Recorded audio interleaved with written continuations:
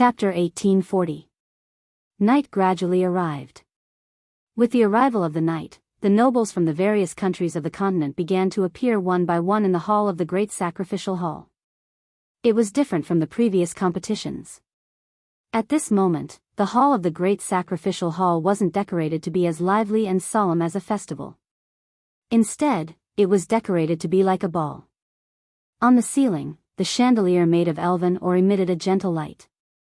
The surrounding walls were covered with luxurious hanging curtains. The floor was covered with a red carpet that people couldn't bear to step on. Long tables were placed in every corner of the hall, with plates of dishes and bottles of fine wine placed on them. The atmosphere was completely different from the previous lively atmosphere. However, with the appearance of the nobles one by one, the scene gradually became more lively. Everyone was happily discussing the Elven Sword Dance Festival. Even though there weren't any vulgar people present and the discussion wasn't that intense, one could more or less understand the emotions of the nobles who were dressed in formal attire and had impassioned expressions. There was only one topic that everyone was discussing. I didn't think that the Osea Empire would win this year's Elven Sword Dance Festival. When I heard that the strongest sword dancer didn't represent the Osea Empire, I thought that the Osea Empire wouldn't be able to win this time. In the end, the Osea Empire still won.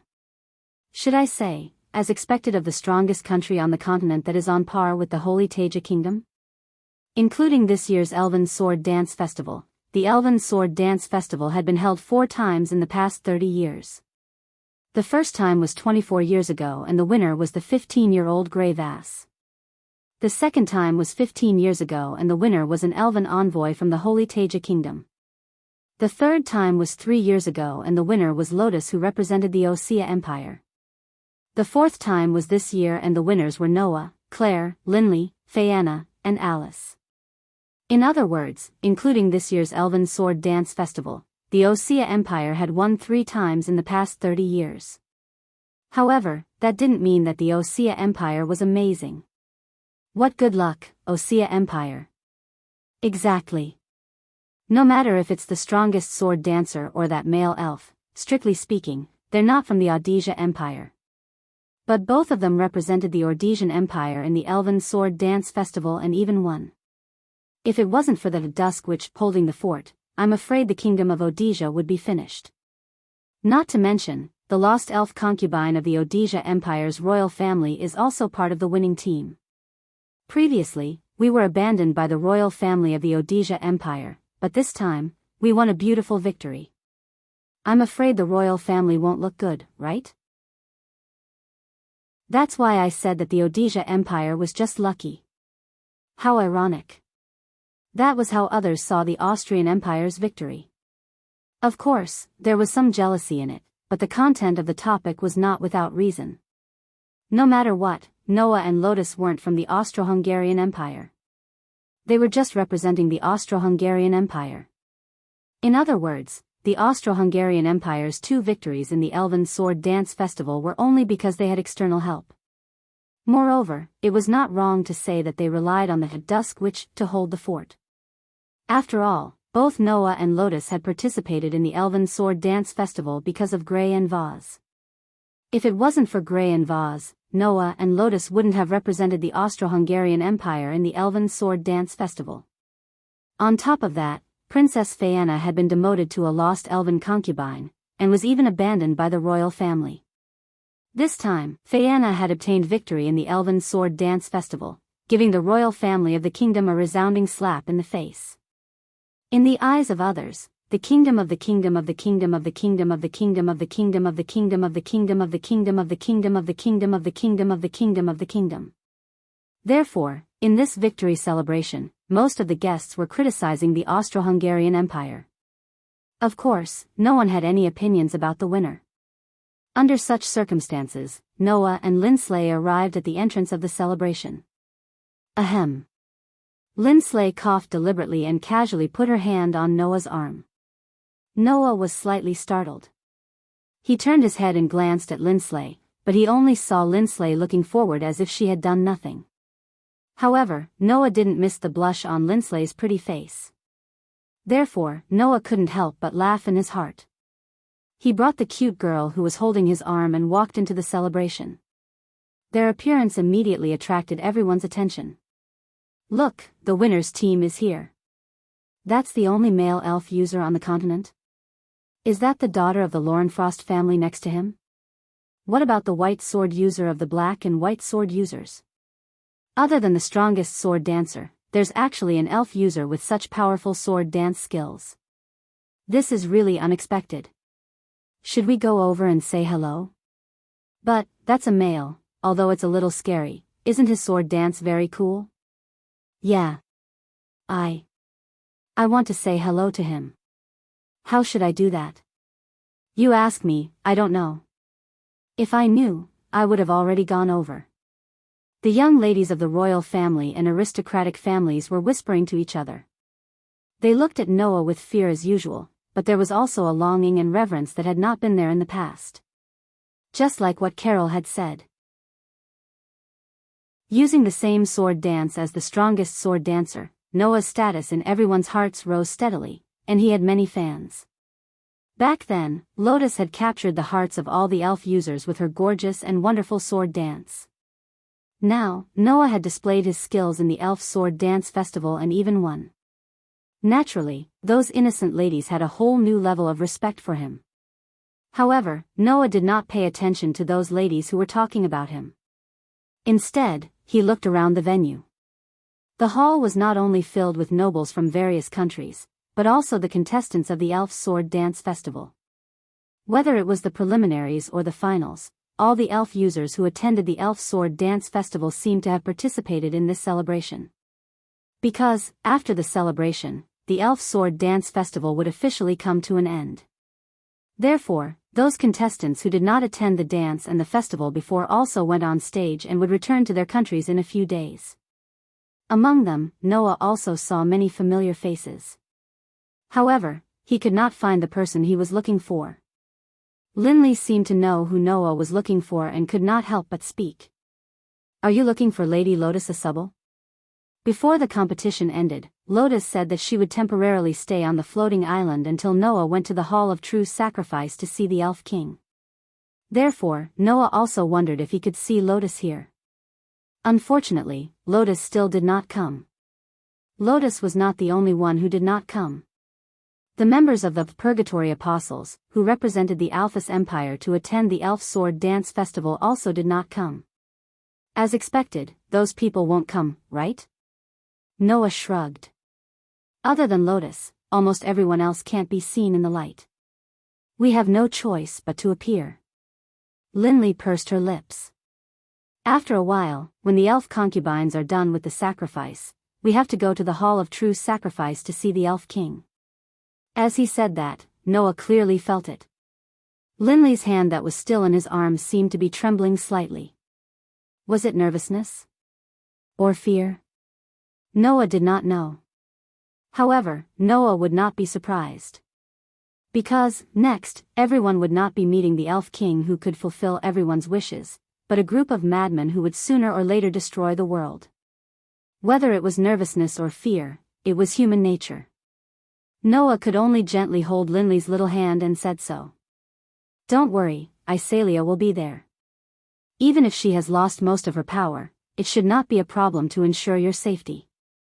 Before Linley could answer, another voice sounded behind Noah. Are you in any trouble? Chapter 1841. The sudden voice startled both Noah and Linley. They immediately turned around and looked behind them. In the next moment, both Linley and Noah were completely stunned. Behind Noah and Linley, a gorgeously dressed young lady was standing there. It was a beautiful young lady in a purple evening gown. The evening gown on the young lady was the type that exposed her slender shoulders and had some embellishments in the front. Her voluptuous upper body and beautiful figure were perfectly accentuated. Many of the male nobles in the hall couldn't help but turn their gazes over with some amazement in their eyes. However, Noah wasn't stunned because of the young lady's beauty. In Noah's impression, the young lady in front of him was radiant with a valiant and battle-hardened side.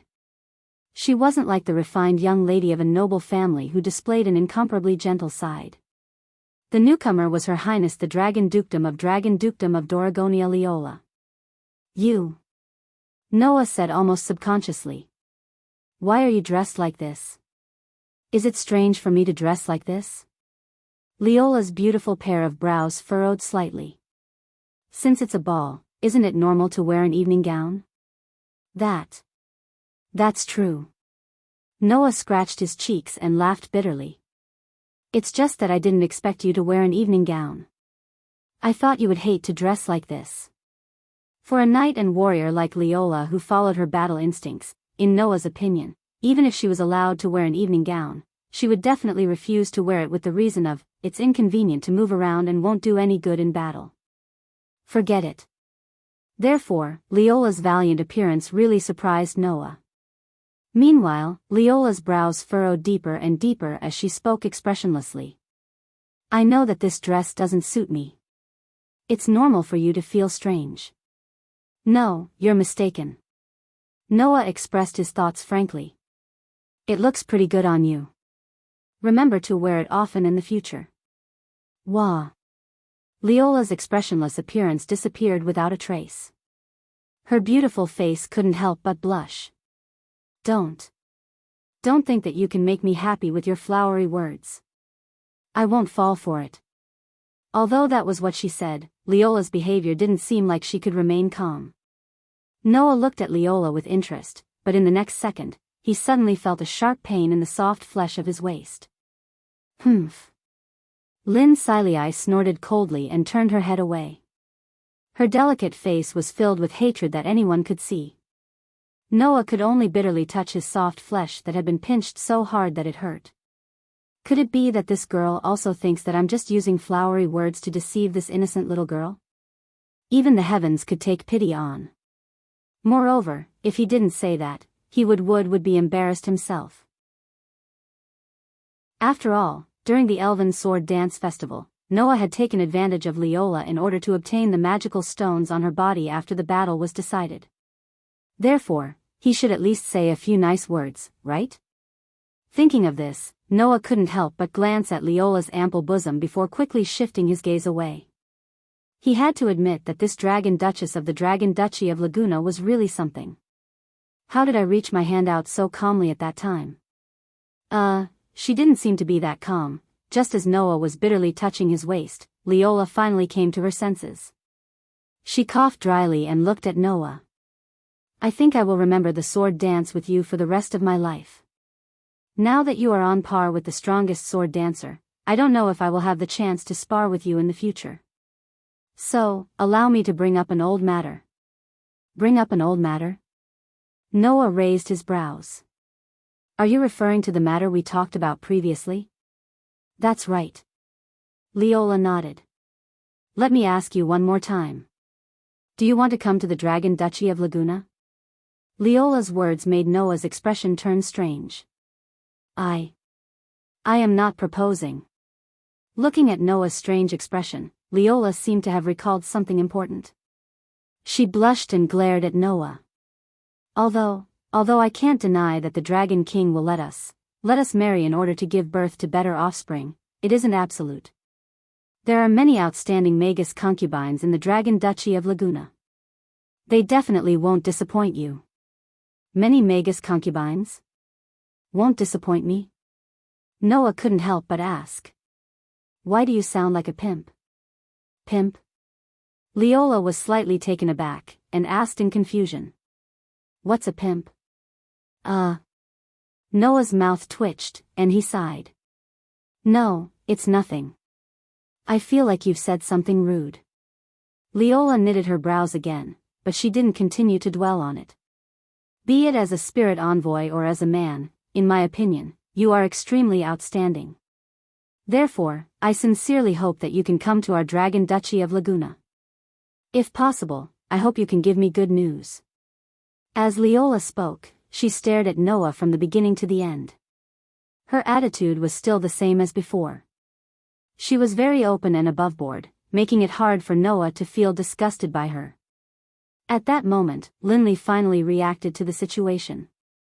Wait. Linley couldn't help but take a step forward and yell. What do you mean by a proposal? When these words came out of Lindsay Lei's mouth, the whole place suddenly went silent. The nobles who were conversing in the surroundings stared at her in bewilderment.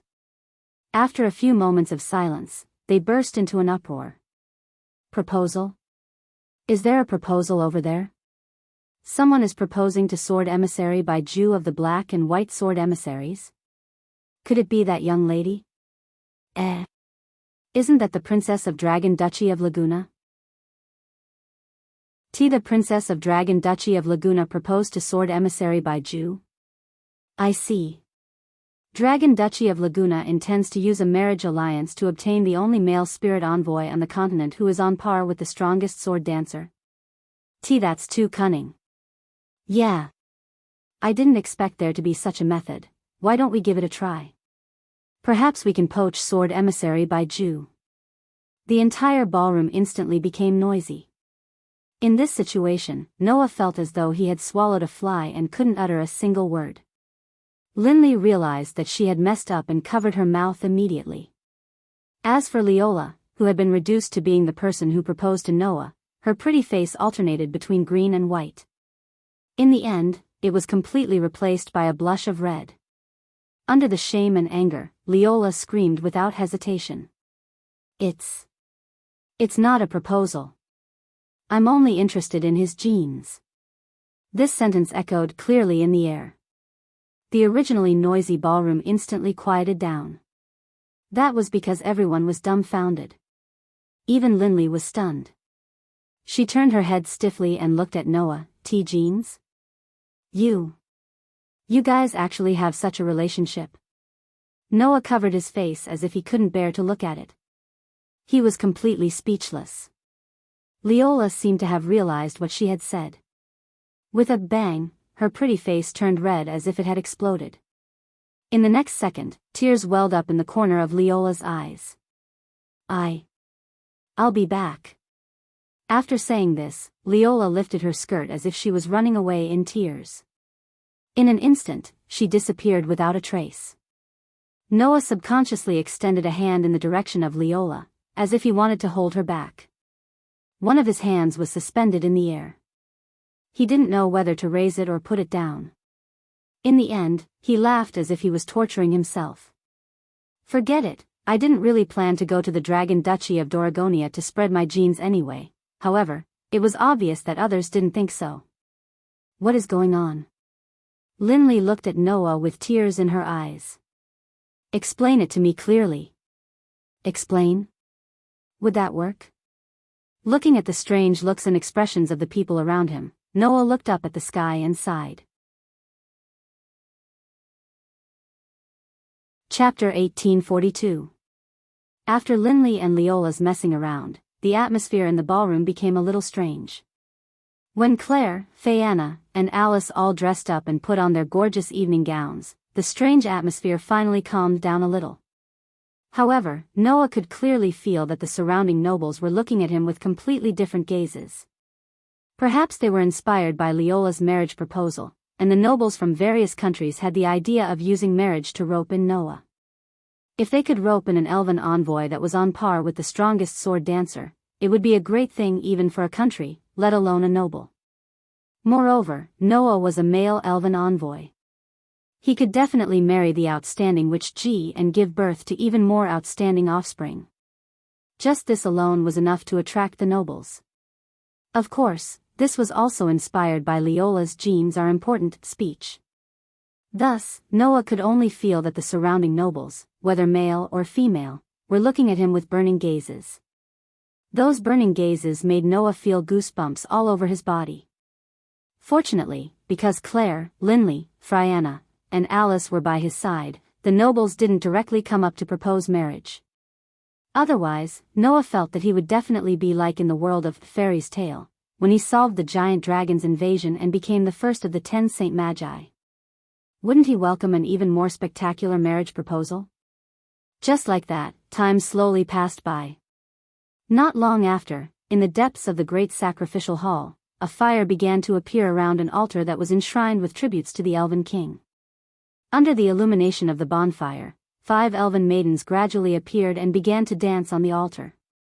It was a solemn and elegant dance, and at the same time, it was also the highest level of the ritual. The 5 fairy concubines, who served the 5 fairy kings of fire, water, wind, earth, and saint respectively, were like goddesses. Their steps were light and graceful as they danced rhythmically. Surprisingly, Latia was also present. However, compared to the easygoing demeanor she had displayed in front of Noah and the rest, Latia, who was dancing on the altar, exuded a noble and elegant aura. Her expression was also rather pure. She was like a completely different person. There was not a single person in the hall who was unaffected by the solemn and beautiful dance. All of them focused their gazes on the altar as if they were intoxicated by it. Noah, Claire, Linley, Phaeana, and Alice also gathered together, watching the sacrifice ceremony of the 5 elven concubines. As expected of a real fairy, Phaeana praised. His mastery of the sacred music of rituals is indeed not something I can compare to. Is that so? Claire said. I don't think Phaeana will lose to the fairy maiden when it comes to Kagura. After all, if your highness' contract didn't have any problems, your highness would have succeeded Lady Rubia's position 4 years ago, and not Lady Latia. Alice said regretfully. Although this is a bit rude to Lady Latia, your highness didn't become the fairy maiden. It's really regrettable. I don't think it's that regrettable. Phaeana said magnanimously. At least, in these 4 years, I've seen through many people's true colors. Moreover, if I had become the fairy maiden, then we wouldn't have been able to team up like this and win the elven sword dance ritual together. Well, that's true.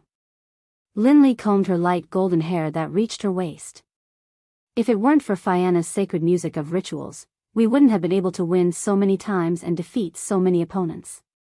Moreover, if Phaeana became the fairy maiden, perhaps it wouldn't be a good thing? Claire's voice became low. No matter what, the Elven King is already. The group of girls suddenly fell silent. Looking at the group of young ladies, Noah sighed inwardly and said, Don't worry. Sure enough, you still can't accept the fact that the Elven King has gone mad? The girls still remained silent. Under such circumstances, Noah spoke indifferently. It's all right, it would be strange if you accepted such a big thing so easily. Saying so, Noah turned his gaze to the group of girls. Moreover, you should be nervous about the audience after the sacrificial ceremony, right? Claire, Linley, Phaeana, and Alice were immediately speechless. After the fairy maiden's sacrificial ceremony, Noah's group would be led to the deepest part of the great sacrificial hall, where they would take a bath and change out of their attire. Then, the group would go to the great sacrificial hall and make a wish in front of the Elven King. Looking at the time, it would be less than 3 hours before they would have an audience with the Elven King. In other words, after 3 hours, the group of girls would personally witness the future of the world in the great sacrificial hall. Noah had said that at that time, he would make a move against the Elven Kings. If he succeeded, the Elven Kings would be released, and the world would be temporarily free from the threat. If he failed, the outcome would be eternal damnation. At that time, not only Noah, but perhaps the group of girls would also be implicated and lose their lives on the spot. Of course, with Iselia here, the group of girls would at least be able to survive. On the other hand, the group of young ladies wasn't afraid of death. It was just that when they thought about how the future of the human world and the elf world would be determined by the success of Noah's operation, the nervousness in their hearts couldn't be any greater. It would be a lie to say that I'm not nervous. Alice was the first to break the silence and looked at Noah. But I don't think what you're doing is wrong, so we'll support you.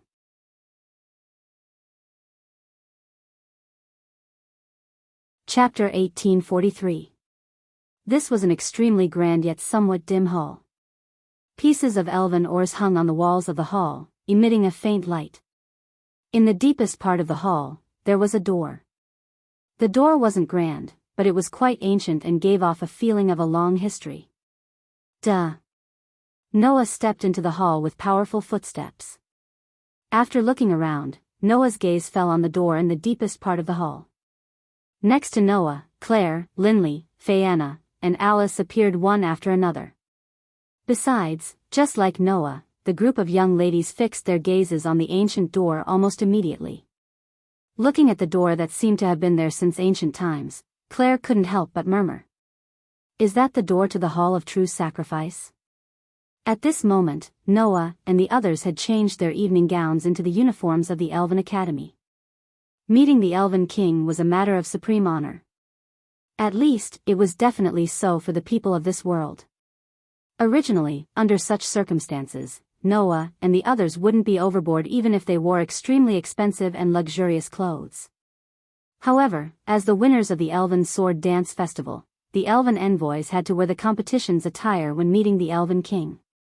Therefore, Noah and the others were still wearing the Elven Academy's uniforms. The pure white uniforms seemed to reflect light under the illumination of the elven oars in the hall, appearing extremely conspicuous. However, Noah and the others' gazes were fixed on the ancient door and didn't move away. Because that was the door to the Hall of True Sacrifice where the Elven King resided. Just as Noah and the others were staring at the door, a series of orderly footsteps sounded from behind them, entering the ears of Noah and the others. The group immediately came back to their senses and turned their heads to look behind them. They saw 5 elven concubines wearing the highest ceremonial attire neatly lined up and walked in. That was not a phenomenon that had been rehearsed or deliberately produced. As elven concubines who had always practiced the divine music of ceremonies and performed the highest level of dance for the Elven King, the uniformity of their steps had long been engraved into the instincts of these girls. They could achieve such formality and pleasing to the eye without any deliberate effort.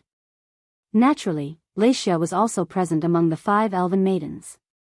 In such a formal occasion, Rexia looked as solemn and holy as she did during the sacrificial ceremony. She exuded a noble and elegant temperament.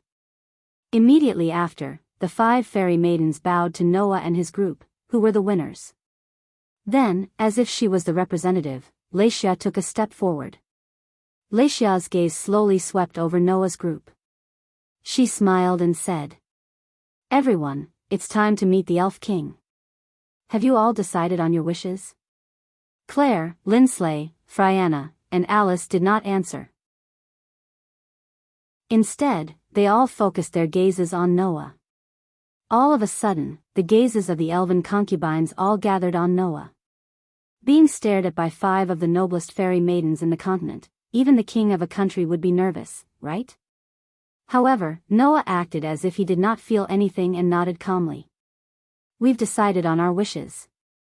That's right. They had decided on their wishes. From the beginning, Noah and his group only had one wish. Unfortunately, it was a wish that could not be revealed to anyone. Including Laetia. Including the fairy maidens. Claire, Linsley, Frianna, and Alice's expressions were somewhat tense. The girls were probably worried that Laetia would ask Noah about the contents of his wishes. However, this worry was unnecessary. "Is that so?" Laetia nodded understandingly and then pointed to the door in the deepest part of the hall. "Then, everyone, please go through that door." Noah and his group once again turned their gazes to the door in the deepest part of the hall. Behind that door is a special place that is separated from the normal space. The front part is a corridor that extends endlessly.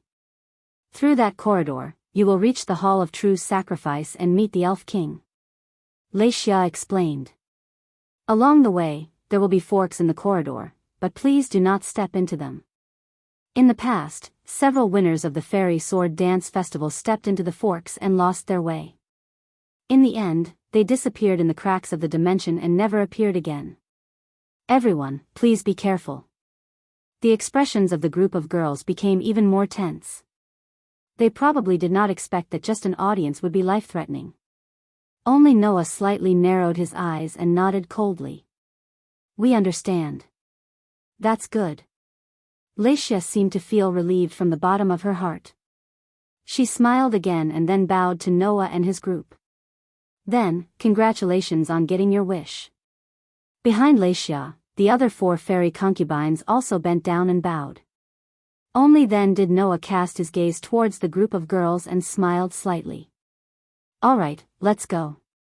Claire, Linley, Frianna, and Alice all nodded in agreement. At the next moment, under Noah's lead, the group of people walked toward the door in the deepest part of the hall with clear footsteps that echoed in the surroundings. Gotcha! Almost at the same time, the ancient door in the deepest part of the hall suddenly made a strange sound. Then, it gradually opened. The scene that appeared in front of Noah and his group was the same as what Laisha had described. It was a corridor that extended endlessly. There were indeed forks in the corridor. There were no walls around him. Instead, he was surrounded by a colorful space that was constantly twisting. At first glance, it looked like a corridor that was suspended in the colorful sky. It was quite beautiful. However, behind this magnificence, there was a hidden danger to life. If it was only Claire, Linley, Fianna, and Alice, the four of them would definitely be nervous facing this corridor, right? However, Noah continued to walk in front as though he was not lost at all. His footsteps did not stop at all, and he continued to walk in the direction of the corridor. The back of the figure standing in front of the girls made them feel an uncontrollable courage. They all made up their minds and followed behind Noah. Thus, under the witness of the 5 fairy maidens, Noah and his group stepped into the infinite corridor. Rumble. With a rumble, the ancient door suddenly closed. The entire hall once again returned to an indescribable silence. In the infinite corridor that seemed to have no end, Noah and his group did not know how long they had walked. Although there were forks in the road, and some of them even appeared suddenly under the gaze of Noah and his group, Noah and his group never deviated from the direction and kept moving forward.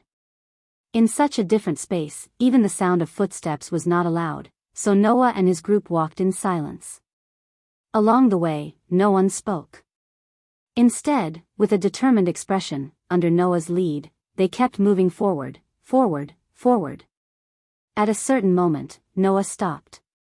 At the same time, Claire, Linley, Fianna, and Alice all stopped as well. This was because a huge door had suddenly appeared in front of everyone. It was as if a huge door had suddenly appeared and stood there. Gotcha! At the same time, the heavy door opened by itself, and the scene behind the door was imprinted into the eyes of the group. What appeared there was a huge staircase. The staircase extended upward, as if reaching into the sky, and connected to a high platform.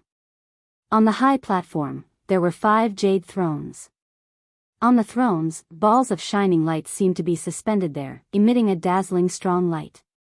Looking at the balls of light sitting on the jade thrones, Claire, Linley, Fianna, and Alice held their breaths. Noah's eyes also flickered, and as if talking to himself, he whispered. "Is that the Fairy King?"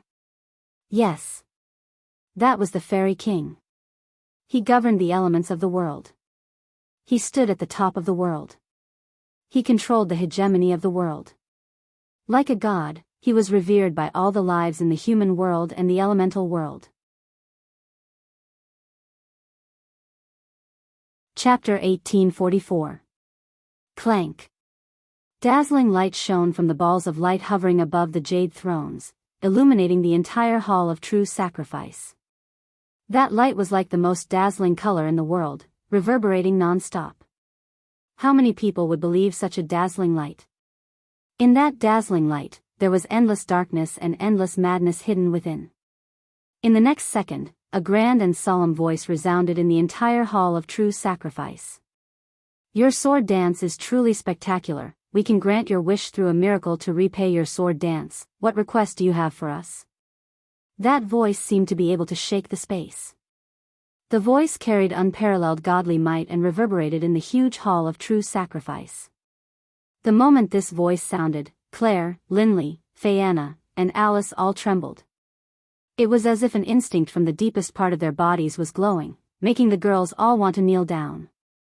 In the past, the winners of the Elven Sword Dance Festival had to immediately kneel and declare their wish to the Elven King.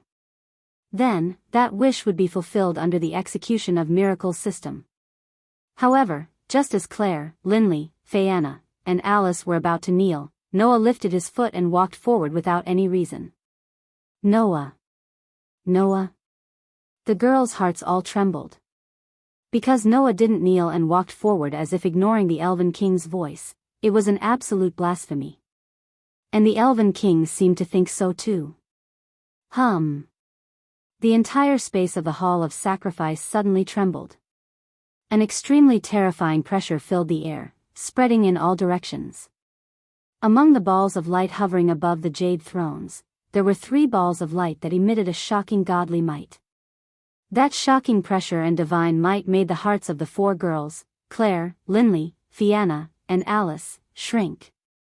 Their charming faces turned deathly pale in an instant. Only Noah didn't seem to feel anything.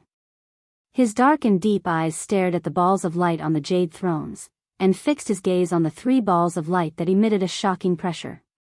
Lotus said that the Holy Elven King's seat was empty. And the Water Elven King was already liberated. There were only 3 Elven Kings left. Then, it was clear which jade thrones the 3 Elven Kings were on. Looking at the source of the pressure, it was clear. Thus, a burst of violent godly might energy burst out from Noah's body like a burning flame. On the back of Noah's hand, the elven seal emitted an unprecedentedly dazzling light, illuminating the entire space. Then, Noah began to chant. Cold Steel Queen, demon-slaying holy sword, turn into a sword of steel and bestow me with godly power. It was the incantation to summon the demon slayer. Divine starlight, lightning of salvation, wisdom of the goddess, indestructible steel, sword, appear in my hand. That was the incantation to summon the heavenly sword of salvation. Under the solemn and sacred incantation, a silver flash and a strong platinum light burst out from the elven seal on the back of Noah's hand, turning into a shiny silver holy sword and a dazzling platinum divine sword. Noah held them tightly in his hand.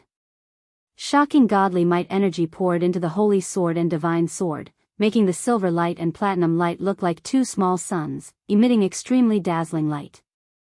It was also at this moment that the pressure permeating the space suddenly stagnated. Bang! On the jade thrones, among the 3 balls of light emitting a shocking pressure, a burst of muffled explosions that made the space tremble. Then, a strange phenomenon occurred. An incomparably terrifying flame. A hair-raising hurricane. An extremely violent impact. They surged out from the 3 light clusters that sat on the jade throne. In an instant, they shook the entire space and swept out. Then, an extremely orderly voice rang out from the space. Die. As soon as the voice fell, terrifying flames, hair-raising hurricanes, an extremely violent impact surged down from the 3 jade thrones. Wherever the flames passed, the atmosphere was evaporated. Wherever the hurricanes passed, an ear-piercing sound echoed. Wherever the impact passed, the stairs trembled.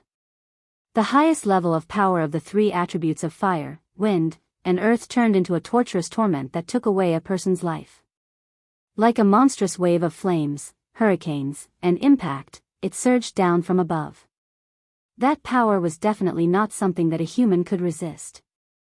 Once touched, just like the heartless voice that echoed in the space a second ago, there was only one outcome. Death.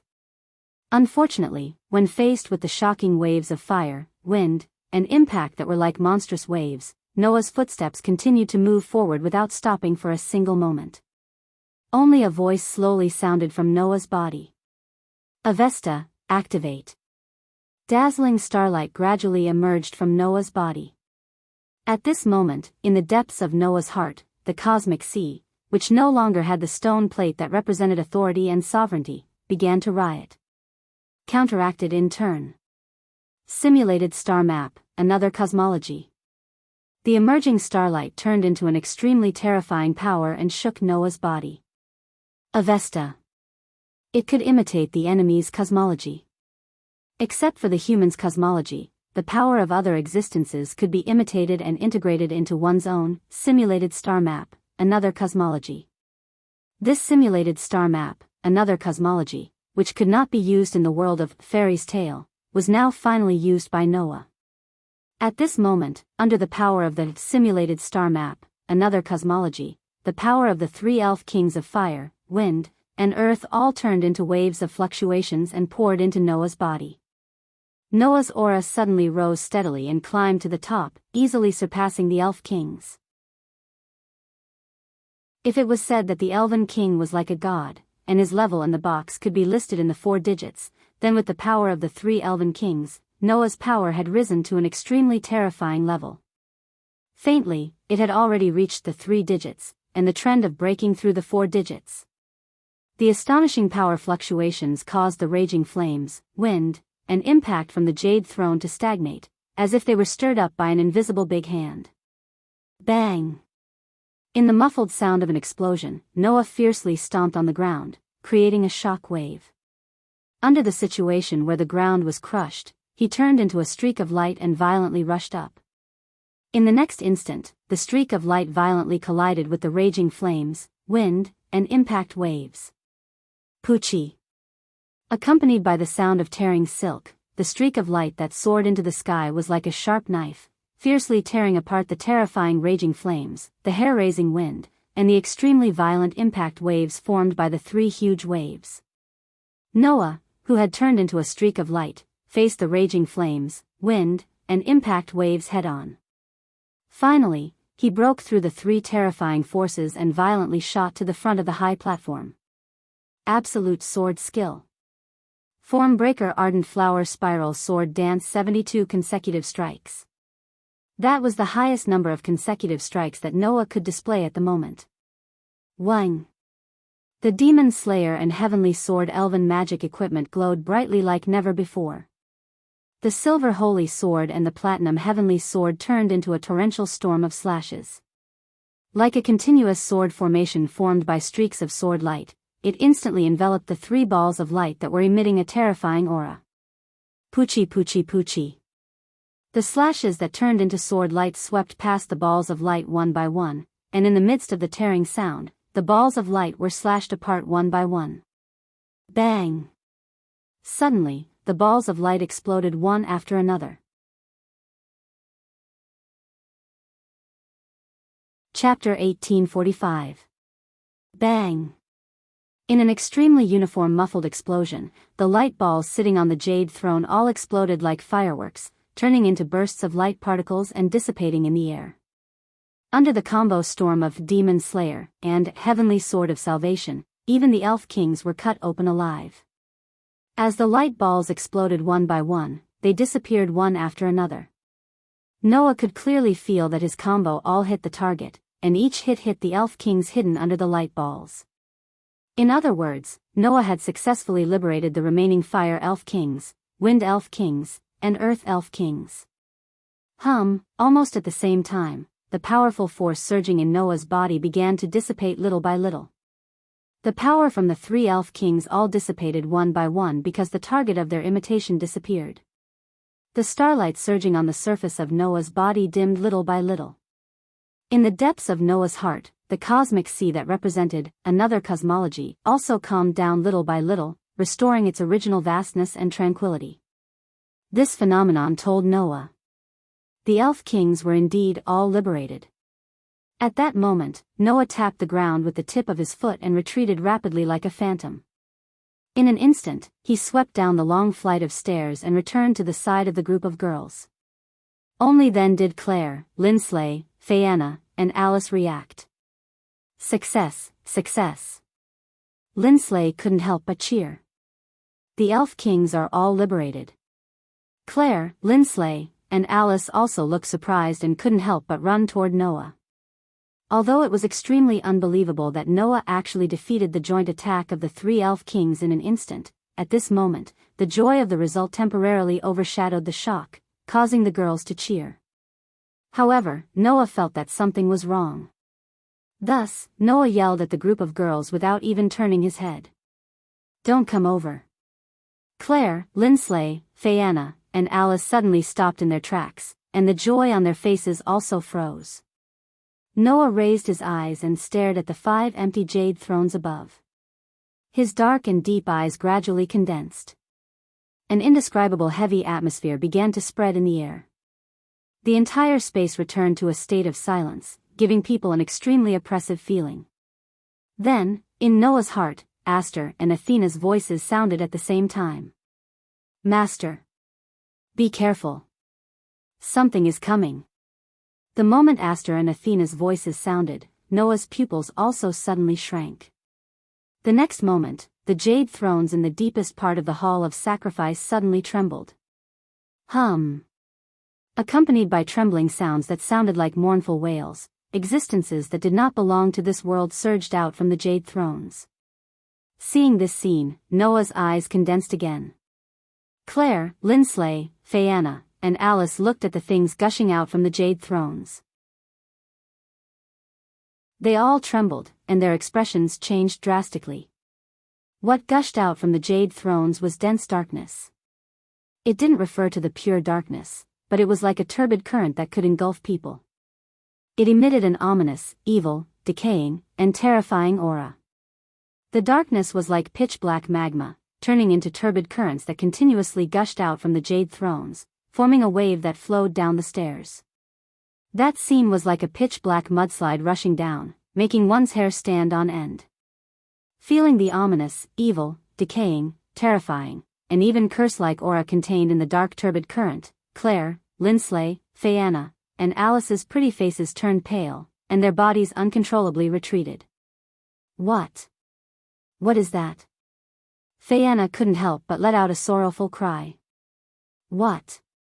What a terrifying feeling. Lindsley's voice also changed. Is that the otherworldly darkness? Alice clenched her trembling teeth. Sister. Sister, did you see something like this back then? Claire's whole body trembled. Even Noah couldn't help but click his tongue when he saw the dense darkness gushing out from the jade thrones like black mud. It's like the evils of this world. Noah had seen the same scene a long time ago. In the world of the Type Moon, during the Holy Grail War, all the evils of this world gushed out from the contaminated Holy Grail. It was exactly the same as the scene in front of him. However, all the evils of this world were just pure curses. If one was swallowed up, as long as one was a human, there was only one outcome. Death. However, the otherworldly darkness in front of him wouldn't curse people to death. Instead, it would cause elves to go crazy. Even the Elven King couldn't avoid it. He bitterly resisted, but in the end, he was swallowed up and completely lost to madness. However, unfortunately, this kind of power is useless against me. The otherworldly darkness was undoubtedly a kind of power. Since that was the case, that thing was destined to be useless against Noah. Without mentioning anything else, with Avesta's another cosmology, as long as Noah imitated the cosmology of the otherworldly darkness and used it as a mirror, he would be able to counteract that power. Since Noah didn't do anything and rushed into the otherworldly darkness, nothing would happen. Because Noah's physique was immune to all negative powers. The otherworldly darkness happened to be among them. At that moment, Noah raised his head and stared at the jade throne surging with dense darkness. Is that the door? The otherworldly darkness came from neither the human world nor the elemental elves' world. In that case, to come to the elemental elves' world from the otherworldly darkness, there must be a door that can be passed through. Just like how coming to the elemental elves' world from the human world required a door, that a darkness from the otherworldly darkness also required a door. Now it seemed that the door of the otherworldly darkness was opened by those jade thrones, swallowing the Elven King and making him go crazy. If the door was always open, even if the Elven Kings were liberated, they would still be swallowed by the otherworldly darkness in the future and fall into a state of madness, thus destroying the human world and the Elven world. It was precisely because of this that Lubia was desperate and went to extremes, hoping to eliminate the Elven Kings from the root and eliminate the threat to the world. Frankly speaking, Noah also felt that it was not enough to just liberate the Elven Kings. If the otherworldly darkness was not eliminated from the root, it would still be a threat to the world. However, it was also impossible to eliminate the otherworldly darkness. Because no one knew how much darkness from the otherworldly darkness was left, and there was no guarantee that it would not continue to multiply and endlessly threaten the human world and the elemental elves' world. More importantly, there was no way to eliminate the darkness. After all, it was just pure power. So, Noah finally thought of a way. Back in the abandoned city, Noah told Lotus the method. Just destroy the door. With the power of the Demon Slayer and Heavenly Sword, it was not impossible to destroy the door that connected the two worlds. So, Noah's feet moved, and his body turned into an arrow that left the bowstring, shaking a whirlwind, like a gale, and rushed in the direction of the jade thrones. A faint sound of breaking air was heard. Noah's body flew in the direction of the jade thrones like a ghost. The dense darkness that surged out from the jade seat suddenly seemed to have been stimulated, and it began to fluctuate like boiling waves. Below, Claire, Linley, Fianna, and Alice, who saw Noah rush out with their own eyes, suddenly cried out in alarm. "Be careful!" They saw that the dark turbid flow turned into waves and surged up, rushing in the direction of Noah's back and covering the direction of Noah.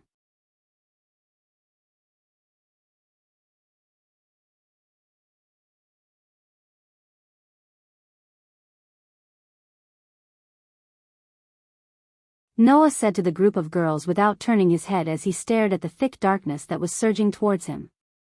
"You just have to protect yourselves. If anything happens, immediately turn around and run. Do you understand?" Claire, Linsley, Fianna, and Alice's high spirits suddenly disappeared as if a bucket of cold water had been poured over them. However, Noah's words were reasonable and couldn't be refuted. At that moment, the girls could only grit their teeth and stand on the spot, their faces filled with unwillingness. Hovering in the air, Noah took a deep breath as he looked at the endless surge of otherworld darkness that was about to flow out of the stairs and touch the hall where the girls were. Aster. Athena. Let's decide the victor in one breath. Aster and Athena didn't say anything. However, the demon slayer and heavenly sword in Noah's hands blossomed with dazzling radiance, illuminating the entire hall of sacrifice. Feeling the divine power flowing from the demon slayer and heavenly sword, Noah's lips curled up.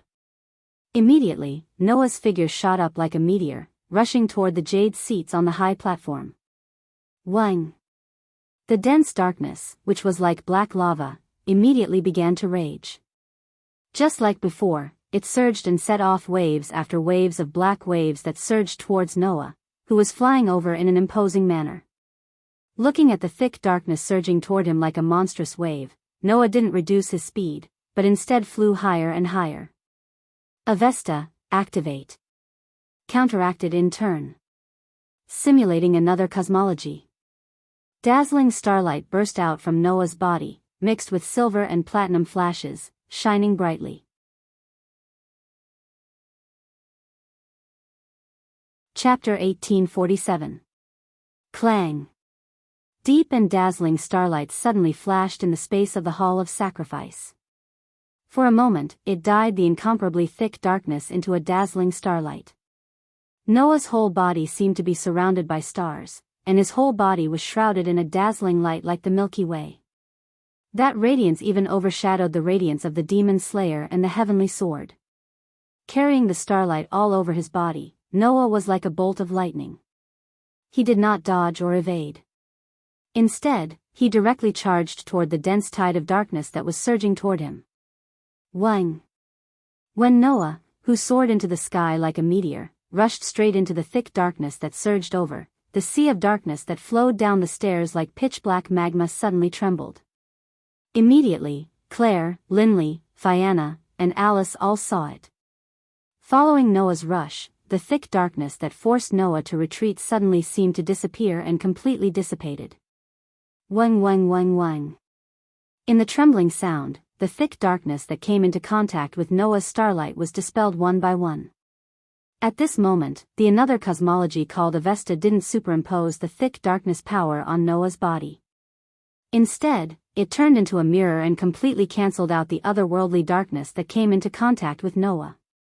Under the power of the another cosmology of Avesta, Noah seemed to have entered a no-man's land. He rushed all the way and forcibly separated the surging waves of darkness. Chi! In the clear sound of breaking through the air, Noah, who was surrounded by dense starlight, rushed up and finally broke through the obstruction of the otherworldly darkness. He scuttled in front of the jade thrones. Wang wang wang wang wang. The thick darkness that surged out from the jade throne seemed to have anticipated something and crazily trembled. Clang! In the next second, a dazzling light expanded from the demon slayer and heavenly sword. Noah poured all the divine power he could control into the demon slayer and heavenly sword. His whole body swelled with phosphorescent light. Absolute sword skill. Form breaker ardent flower spiral sword dance 72 consecutive slashes. The silver holy sword and platinum divine sword once again turned into flashes of light and intertwined to form a storm of sword strikes. It enveloped the jade thrones like a storm. The 72 consecutive slashes that were performed by the highest level elven magic device in 1,000th of a second turned into the most violent slashes and heavily fell on the jade thrones. The thick darkness that surged out from the jade thrones suddenly stopped. Bang! A jade throne, jade throne, jade throne. Peng, peng, peng. As if triggering a chain reaction, the remaining 4 jade thrones exploded one after another. Buzz, buzz, buzz, buzz, buzz, buzz. The thick darkness that had just stopped suddenly seemed to have completely fallen into a frenzy and trembled violently. Ah! Claire, Linley, Frianna, and Alice cried out in surprise again. This was because the violent thick darkness surged into the air and turned into an extremely huge black arm. It set off a violent gust of wind. With an ominous, evil, decaying, and terrifying aura, it opened its palm in Noah's direction and fiercely grabbed him. Whoosh! The huge black arm even stirred up the turbulence in the atmosphere and turned the gust of wind into a storm. The space around the arm was crazily swirling. The momentum was extremely great. If he was hit by that attack, even if it was Noah, if he didn't activate another cosmology, he wouldn't have a good ending. However, at this moment, Noah didn't seem to notice the huge black arm behind him at all. He stared straight ahead.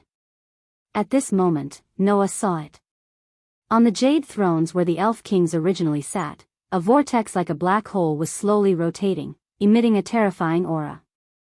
The thick darkness from the alien world all surged out from this black hole-like vortex. In other words, the black hole in front of him was the door that connected the alien world and the elemental elf world. Therefore, without any hesitation, Noah suddenly raised the heavenly sword of salvation and gathered a huge amount of divine power under his feet. Ultimate sword skill. Initial form purple lightning. The divine power gathered under Noah's feet was released and turned into a powerful thrust. It made Noah's body rush out like a gust of wind. The lightning-like thrust directly cut through the space, leaving a faint trace in the air.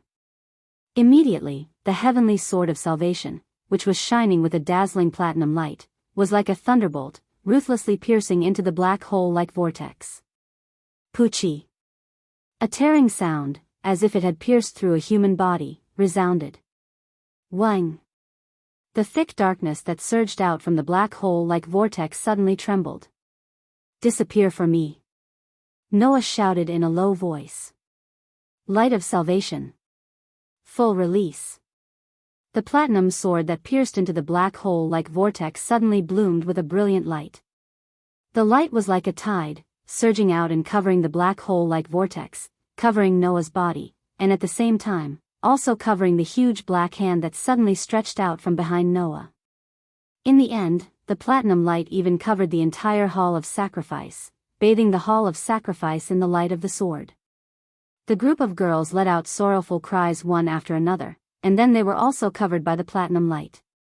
The Hall of Sacrifice was located in the crevice of the dimension. It was a different space between the human world and the elemental world. If someone was in this different space, they would definitely discover it.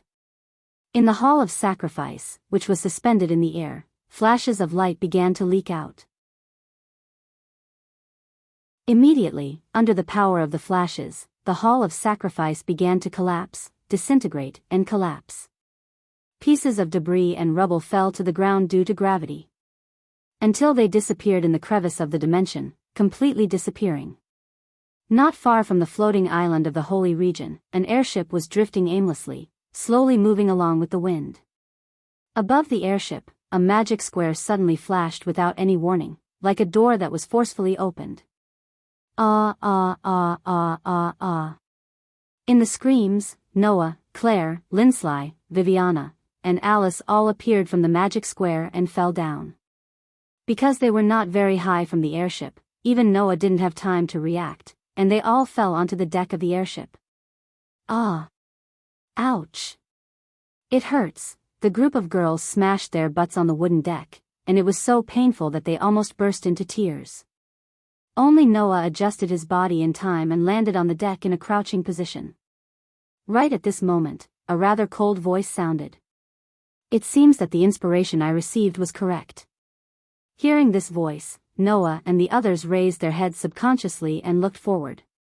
There, two people seemed to have been standing there since the beginning, and they were imprinted in everyone's eyes. Seeing these two people, Claire, Linley, Fayanna, Alice, and the other girls all opened their eyes wide. Lady Leanna Subble? Linsley and Alice exclaimed in surprise. However, Claire and Fayanna were even more shocked. Looking at the other girl with long red hair, Viviana said in a trembling voice.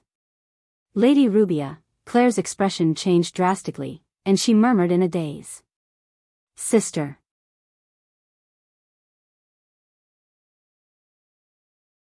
Chapter 1848. The people who appeared in front of them were Lotus and Rubia. You. Noah said in surprise. Why are you here? Although there were many questions, this was the most important one.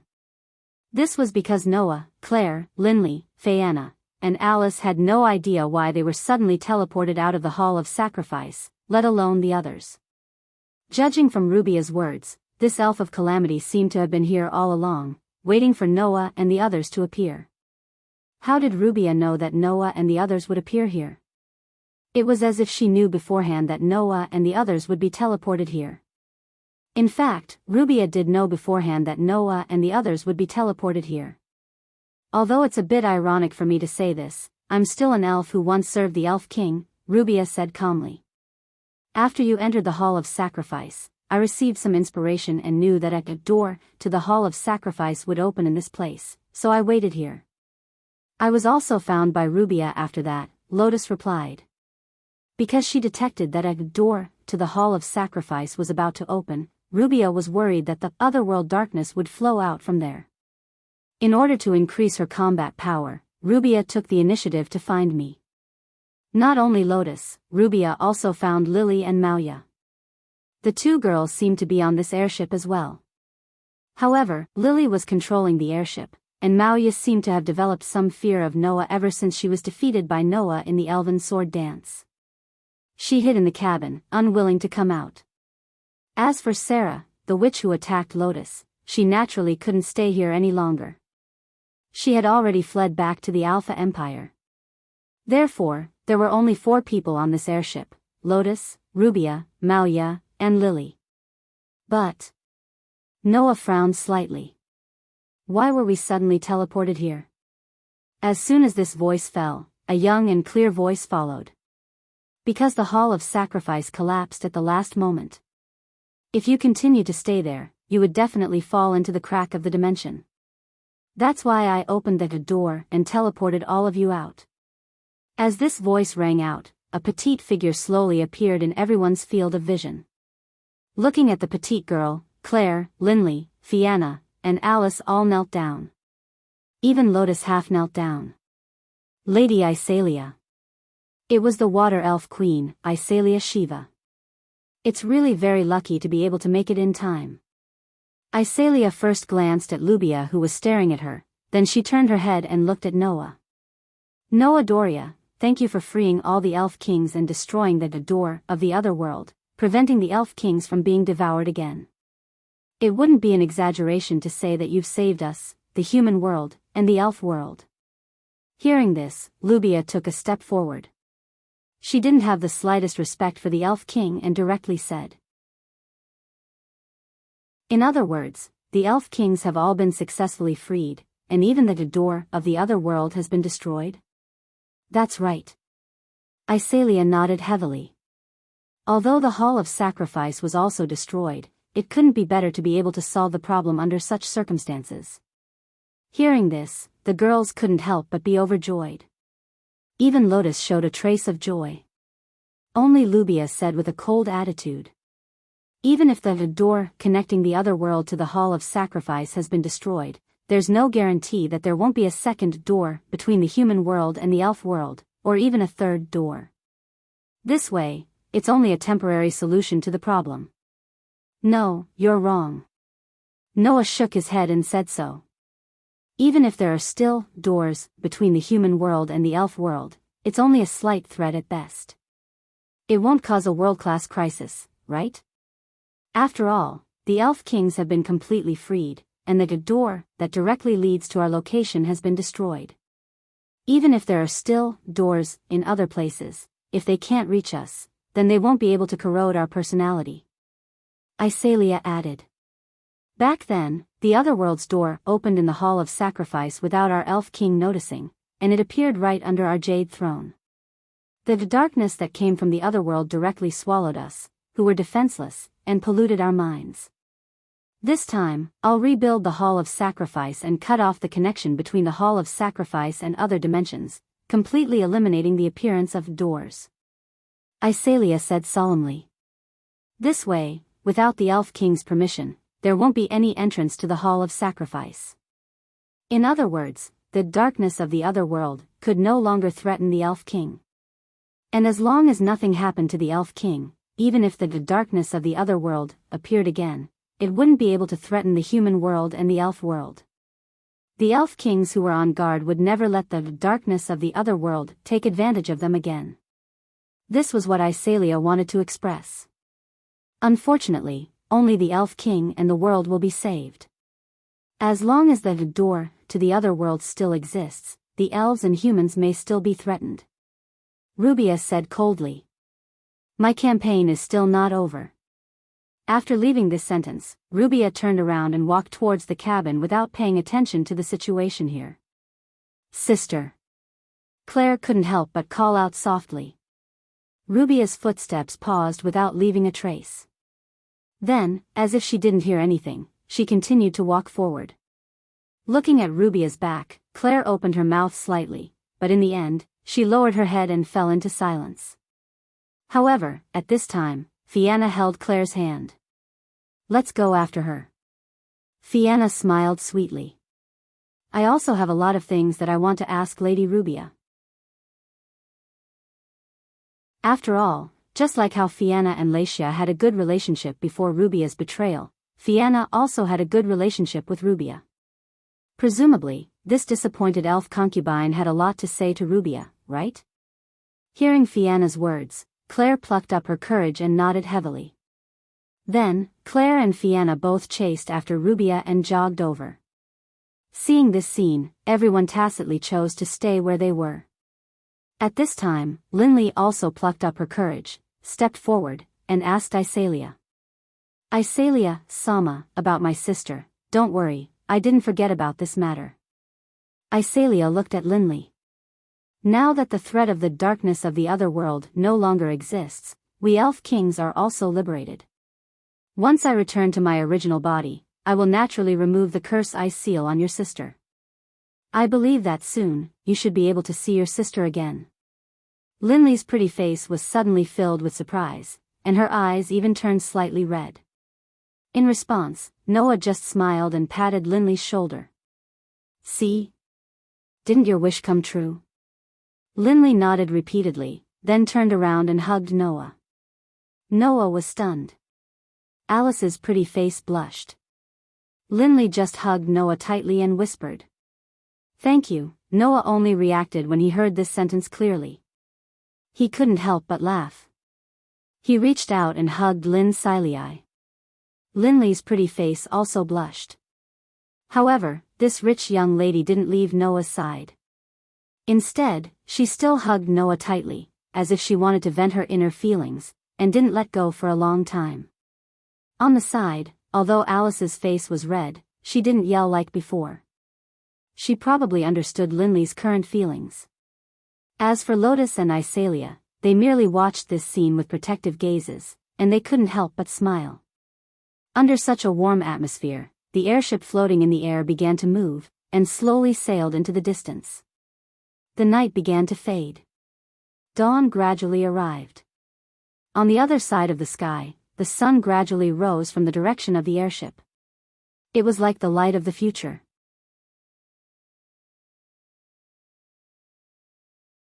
Chapter 1849. On the deck that was gradually illuminated by the sunlight, Noah slowly walked out of the cabin and came to the bow of the ship. Who? A cold wind blew over, fluttering Noah's robe. Facing the cold wind, Noah stood at the bow of the airship and looked at the boundless sky. His dark and deep eyes flickered slightly. At this moment, footsteps sounded from behind Noah. Noah didn't turn around, as if he knew who it was. He continued to look into the distance. Under such circumstances, Lotus, who was wearing a witch costume, came to Noah's side and also looked into the distance. The man and woman standing side by side didn't speak immediately, as if they were enjoying the peace and quiet, they just looked into the distance. However, whether it was Noah or Lotus, they weren't looking at the scenery, but at the path they had to take next. After an unknown amount of time, Lotus spoke softly. Just now, Lady Isalia entrusted me with a task. Hearing this, Noah wasn't surprised at all and directly said, I can roughly guess what it is. After all, it's not something difficult to guess. Lotus pursed her lips. Lady Isalia wants me to search for the lost elf kings. Now, the elf kings were all liberated from the Hall of Sacrifice and regained their freedom. However, no one knew the whereabouts of the elf kings. At first, when Isalia was liberated by Lotus, the Water Elf King directly reincarnated in the underground maze of the abandoned city and lost her memory and power. Since that was the case, the three elven kings of fire, wind, and earth that were released by Noah should be the same as Isalia. At the cost of having their memories and powers sealed, they should have reincarnated into a corner of the human world and the elven world. Lady Isalia thinks that the most important thing is to find the three elf kings that were liberated. Lotus said. Otherwise, without the jurisdiction of the elf kings, whether it is the human world or the elf world, it may be affected. Even the elements may be completely chaotic, causing the death of many elves. The elements of the world were originally under the jurisdiction of the elf kings. Under the situation of losing so many elf kings, the elements flowing in the human world and the elf world may be out of control. This was not an alarmist thing. Moreover, with Lady Isalia's power, it is also troublesome to protect the human beings. Lotus continued. Therefore, it is absolutely necessary to find the elf kings. I know. Noah shrugged. Moreover, I know that with your character, I guess you've accepted it, right? There's no reason to refuse. Lotus's eyes slightly flickered. Although the power of the Dark Elf King resides in my body, I am not the Dark Elf King. I don't want to start a war with the 5 Elf Kings. Using this opportunity, I can also reach a compromise with the 5 Elf Kings. It sounds like something you would do. Noah smiled. However, you're right. Since you can completely control the power of the Dark Elf King, as long as you can build a good relationship with the 5 Elven Kings and convince them that you're no longer a threat, it's not impossible to reach a compromise. Because of this, I will continue to act together with Lubia, Mauya, and Lily in the human world and the elf world to find the whereabouts of the elf kings. Lotus said. Lubia has also agreed and said that she will help me. Did Lubia agree? Noah was surprised by this. I thought that girl didn't want to have anything to do with the elf kings. According to her, in order to determine whether there is a door between the human world and the elf world, it is necessary to travel around the world. In other words, her itinerary is exactly the same as mine, so it is not impossible to act together. Lotus's tone became a little serious. Moreover, Lubia is quite concerned about the Holy Elf King who was not on the Jade Throne in the beginning. She believes that we must not ignore the threat of this unknown Elf King and must find him. The Holy Elf King, whose whereabouts were unknown, was most likely corrupted by the otherworld darkness. Under such circumstances, where the crazy Elf King went and what he planned to do, it was believed that no one would not care. Since that was the case, finding the Holy Elf King became a top priority. Because of this, if it becomes a situation where we must fight, my combat power will be very precious. Since that is the case, it is not a bad thing to act together with me from the beginning. This should be Lubia's idea.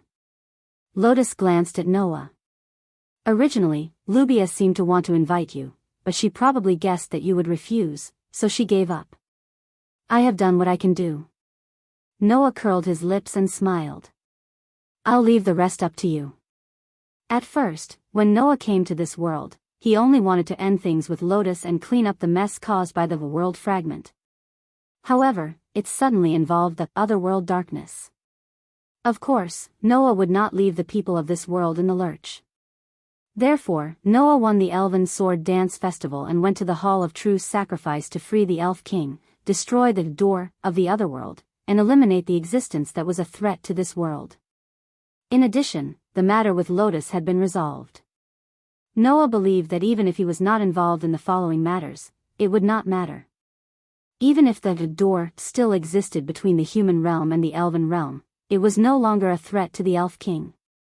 Although the Holy Elf King's situation and whereabouts were still a mystery, with Lotus and Lubia, and the other Elf Kings as backup, it should be more than enough to deal with the Holy Elf King.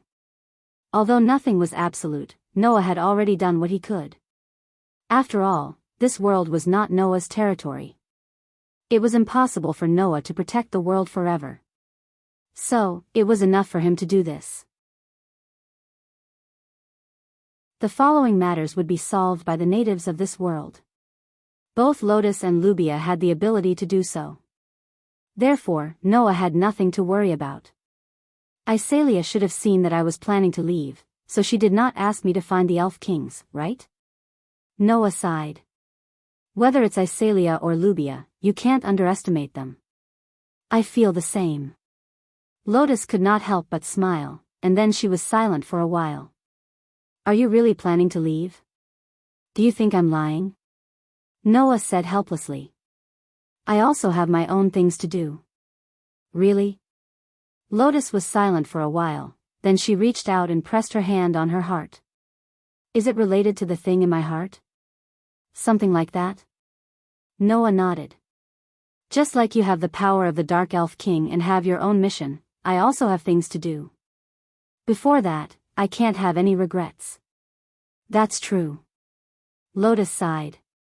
Then, don't you plan to say goodbye to your companions? In the past few days, those girls have suffered enough. Now that the problems have been solved, and Claire and Linley's wishes have been fulfilled, if I tell them now that I plan to leave, won't they turn the world upside down?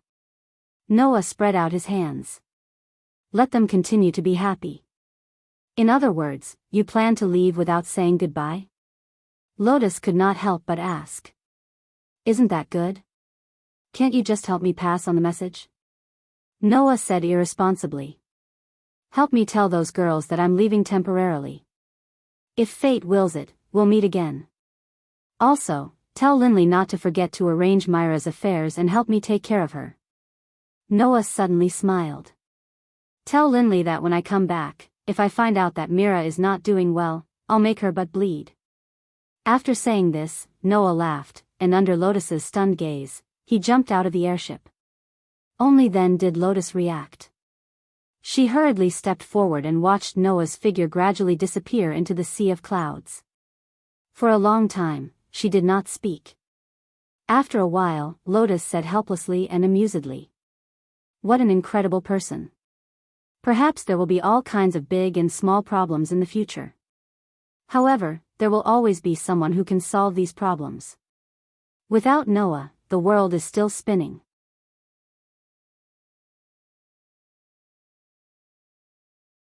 Chapter 1850. Clang, in the pure white world, the feathers emitted a gentle light as usual, and they swam back and forth in the space like little birds. They looked like leaves drifting in the ocean, and they gave off a peaceful feeling. However, if it was someone who often saw the condition of these feathers, they would definitely notice it. As compared to before, the feathers that were floating in the pure white world were no longer as free as before. This was because the feathers only hovered at a low altitude, and they definitely wouldn't float higher. It was as if there was something extremely frightening above them, causing these feathers to carry a trace of fear, completely not daring to fly higher. However, that was to be expected. In this pure white world, high up in the sky, a fluorescent yet crystal-like curtain shrouded the area, separating the pure white world into two halves. Below was a place where feathers could float freely. Above them, however, was a hair-raising scene. There, red shadows that resembled the Grim Reaper were swimming back and forth like ghosts. There were so many of them that they were as densely packed as locusts, giving one goosebumps. Under such a situation, the feathers that represented the worlds below the crystal barrier dared not approach the sky at all. They could only hover at a low altitude like frightened little animals.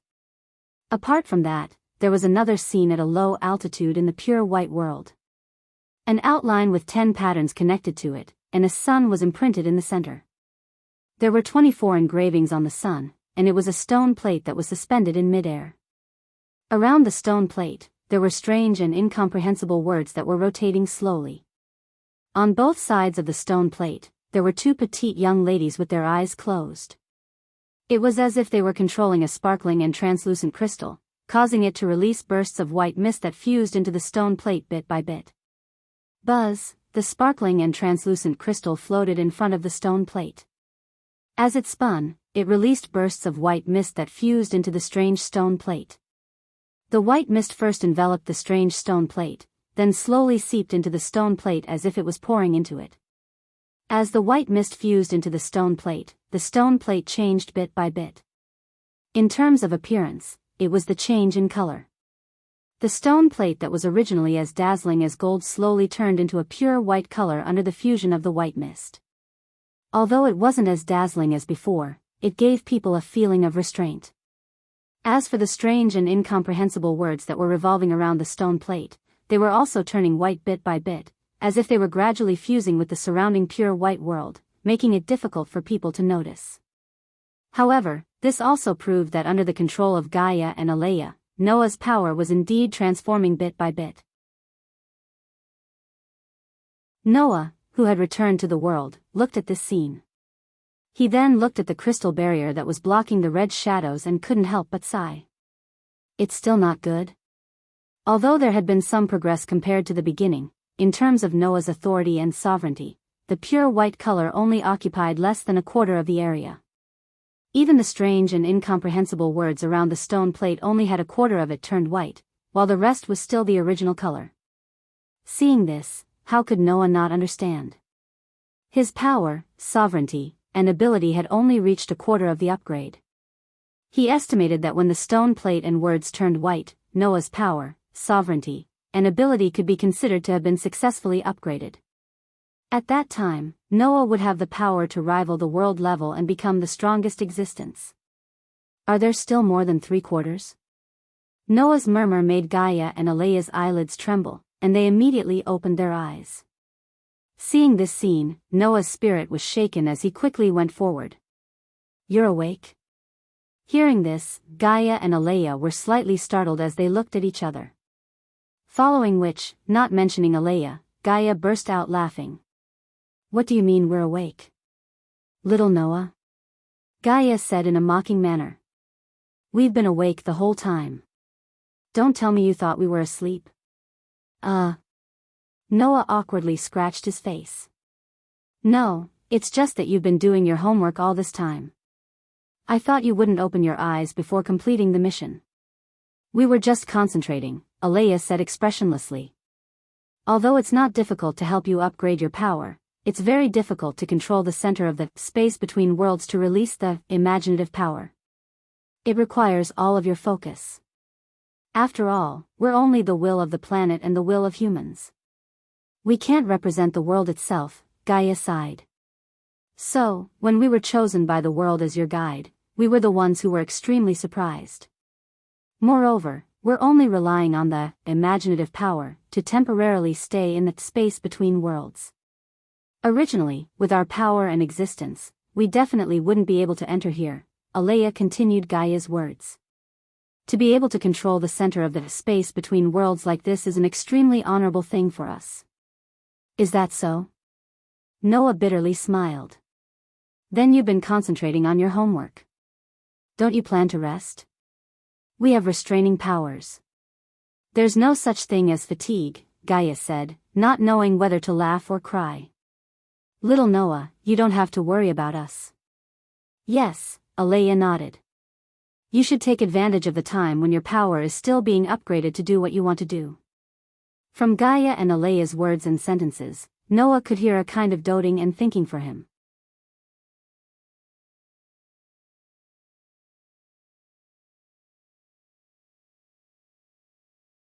Chapter 1851.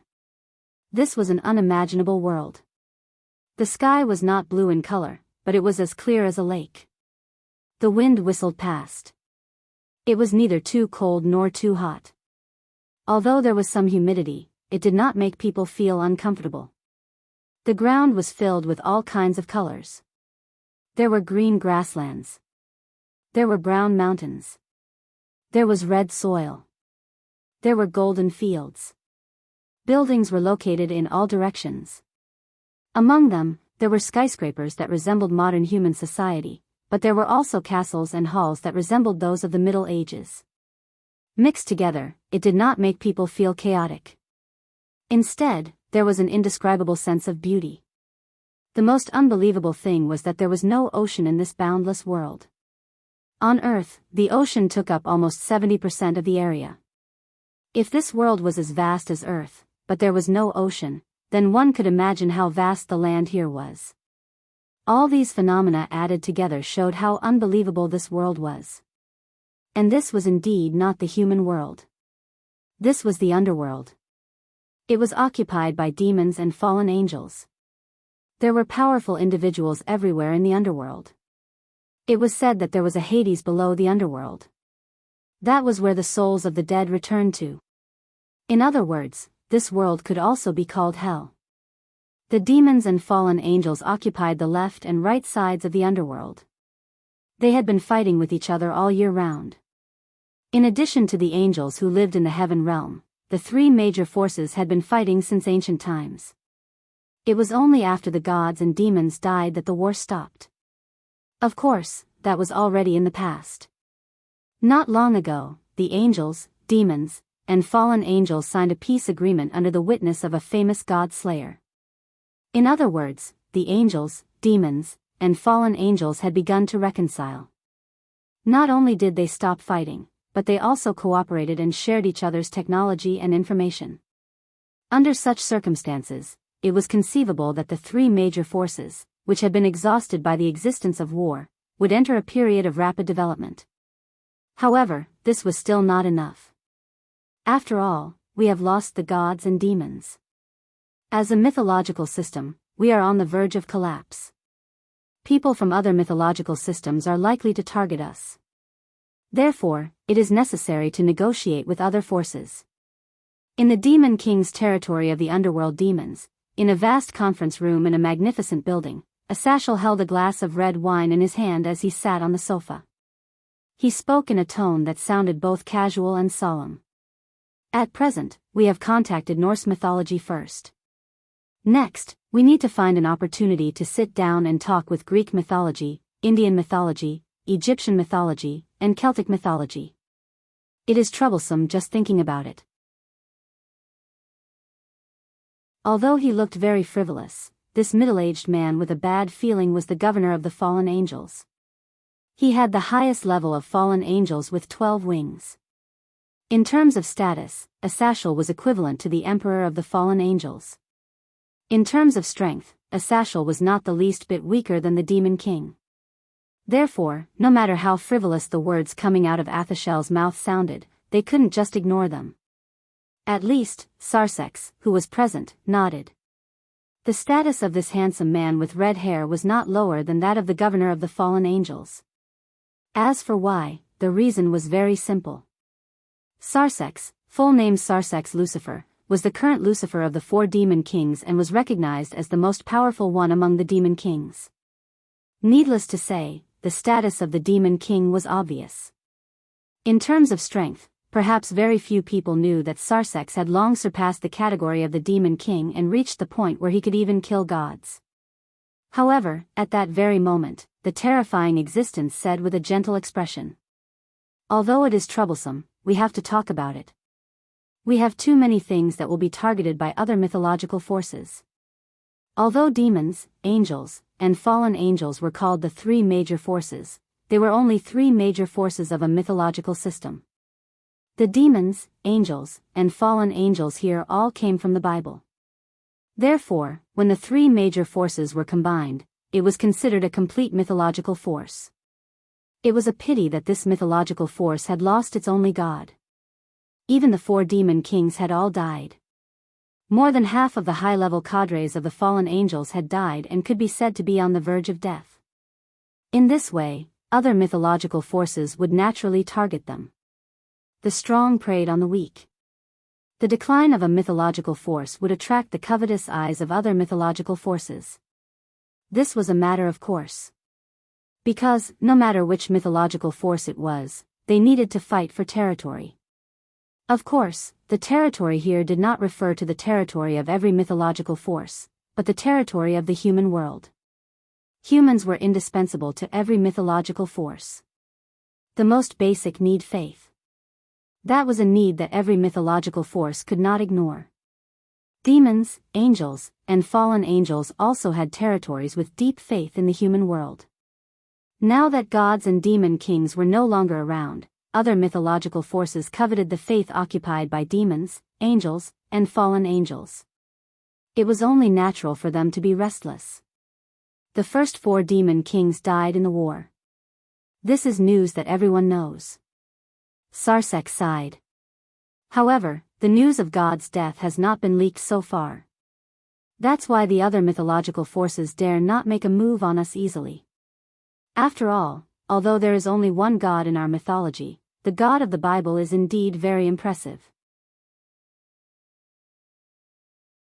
He alone occupies the position of a mythological God. Naturally, other forces would not dare to act rashly. Asashel swirled the red wine in his glass. Now, the God of the Bible is dead. If you demons had not elected new demon kings, and each of them is not weaker than the first four demon kings, and that guy Michael is quite capable and can deal with the gods of the other mythological forces, I'm afraid that some guys would not be able to hold themselves back and would have made a move on us long ago. However, the most important thing is that we have a god slayer on our side. Sarsek suddenly smiled. The news of God's death has been known by the other forces, but the news of a god slayer on our side has also spread at the same time. There should be many mythological forces who are hesitant about this, right?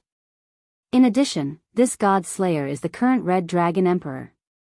Such a joking combination must have made those gods who are afraid of death worry, right? Asashel laughed as well. Well, there are people who scoff at the so-called God Slayer, but it's better to be safe than sorry. Which god is worried that if they die, the entire mythological system will be affected, so none of them dare to come over. Thanks to this, we have reached an agreement with the Nordic side. Sarsek raised his glass of red wine. This is already quite a big gain. Although the other side also came for the God Slayer at the beginning. Asashel shrugged. We just seized this opportunity to talk to Odin. I didn't expect it to really work out. Unfortunately, a lot of things happened in the middle. Sarsek sighed. In short, if we can reach an agreement with the Nordic side, then the other mythological forces will not dare to really make a move on us. There is no way to put an end to some small troubles. Asashel narrowed his eyes. I'm not afraid of them coming openly, but I'm afraid of them coming in the dark. This sentence, coming from you, the governor of the fallen angels, is really persuasive. Sarsek smiled bitterly. But you're right, we still can't relax. Michael is already in contact with the gods in Greece, right? Asashel nodded. We'll leave the Greek side to Michael for the time being, and we'll strengthen our defenses here for the time being. Sarsek nodded as well. At this moment, a small magic array flashed in front of Sarsek. It was a magic array for communication. Sarsek leaned over and listened for a while. After a while, a look of joy appeared on his face. Noah is back? Hearing this, Asashel's eyes lit up as well. That guy has disappeared for a whole month. Is he finally willing to come back?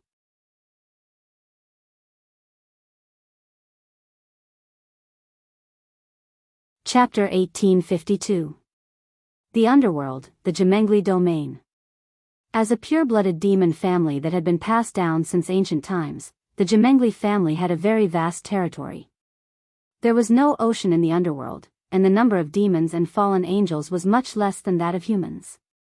The great wars since ancient times had caused many pure-blooded demons and fallen angels to die, causing the value of land in the underworld to not be as high as in the human world. The territory allocated to the pure-blooded demon families was surprisingly large. Other things aside, the territory of the Jemengli family was as large as an island nation. In this situation, the head of the Jemengli family could be called the king of a country in the human world.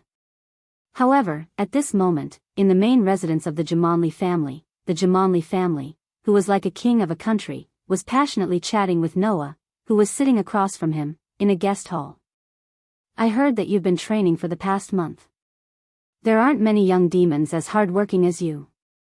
Not to mention young demons, even those who have lived for a long time don't have such a concept. If possible, I really hope that other demons can learn from you.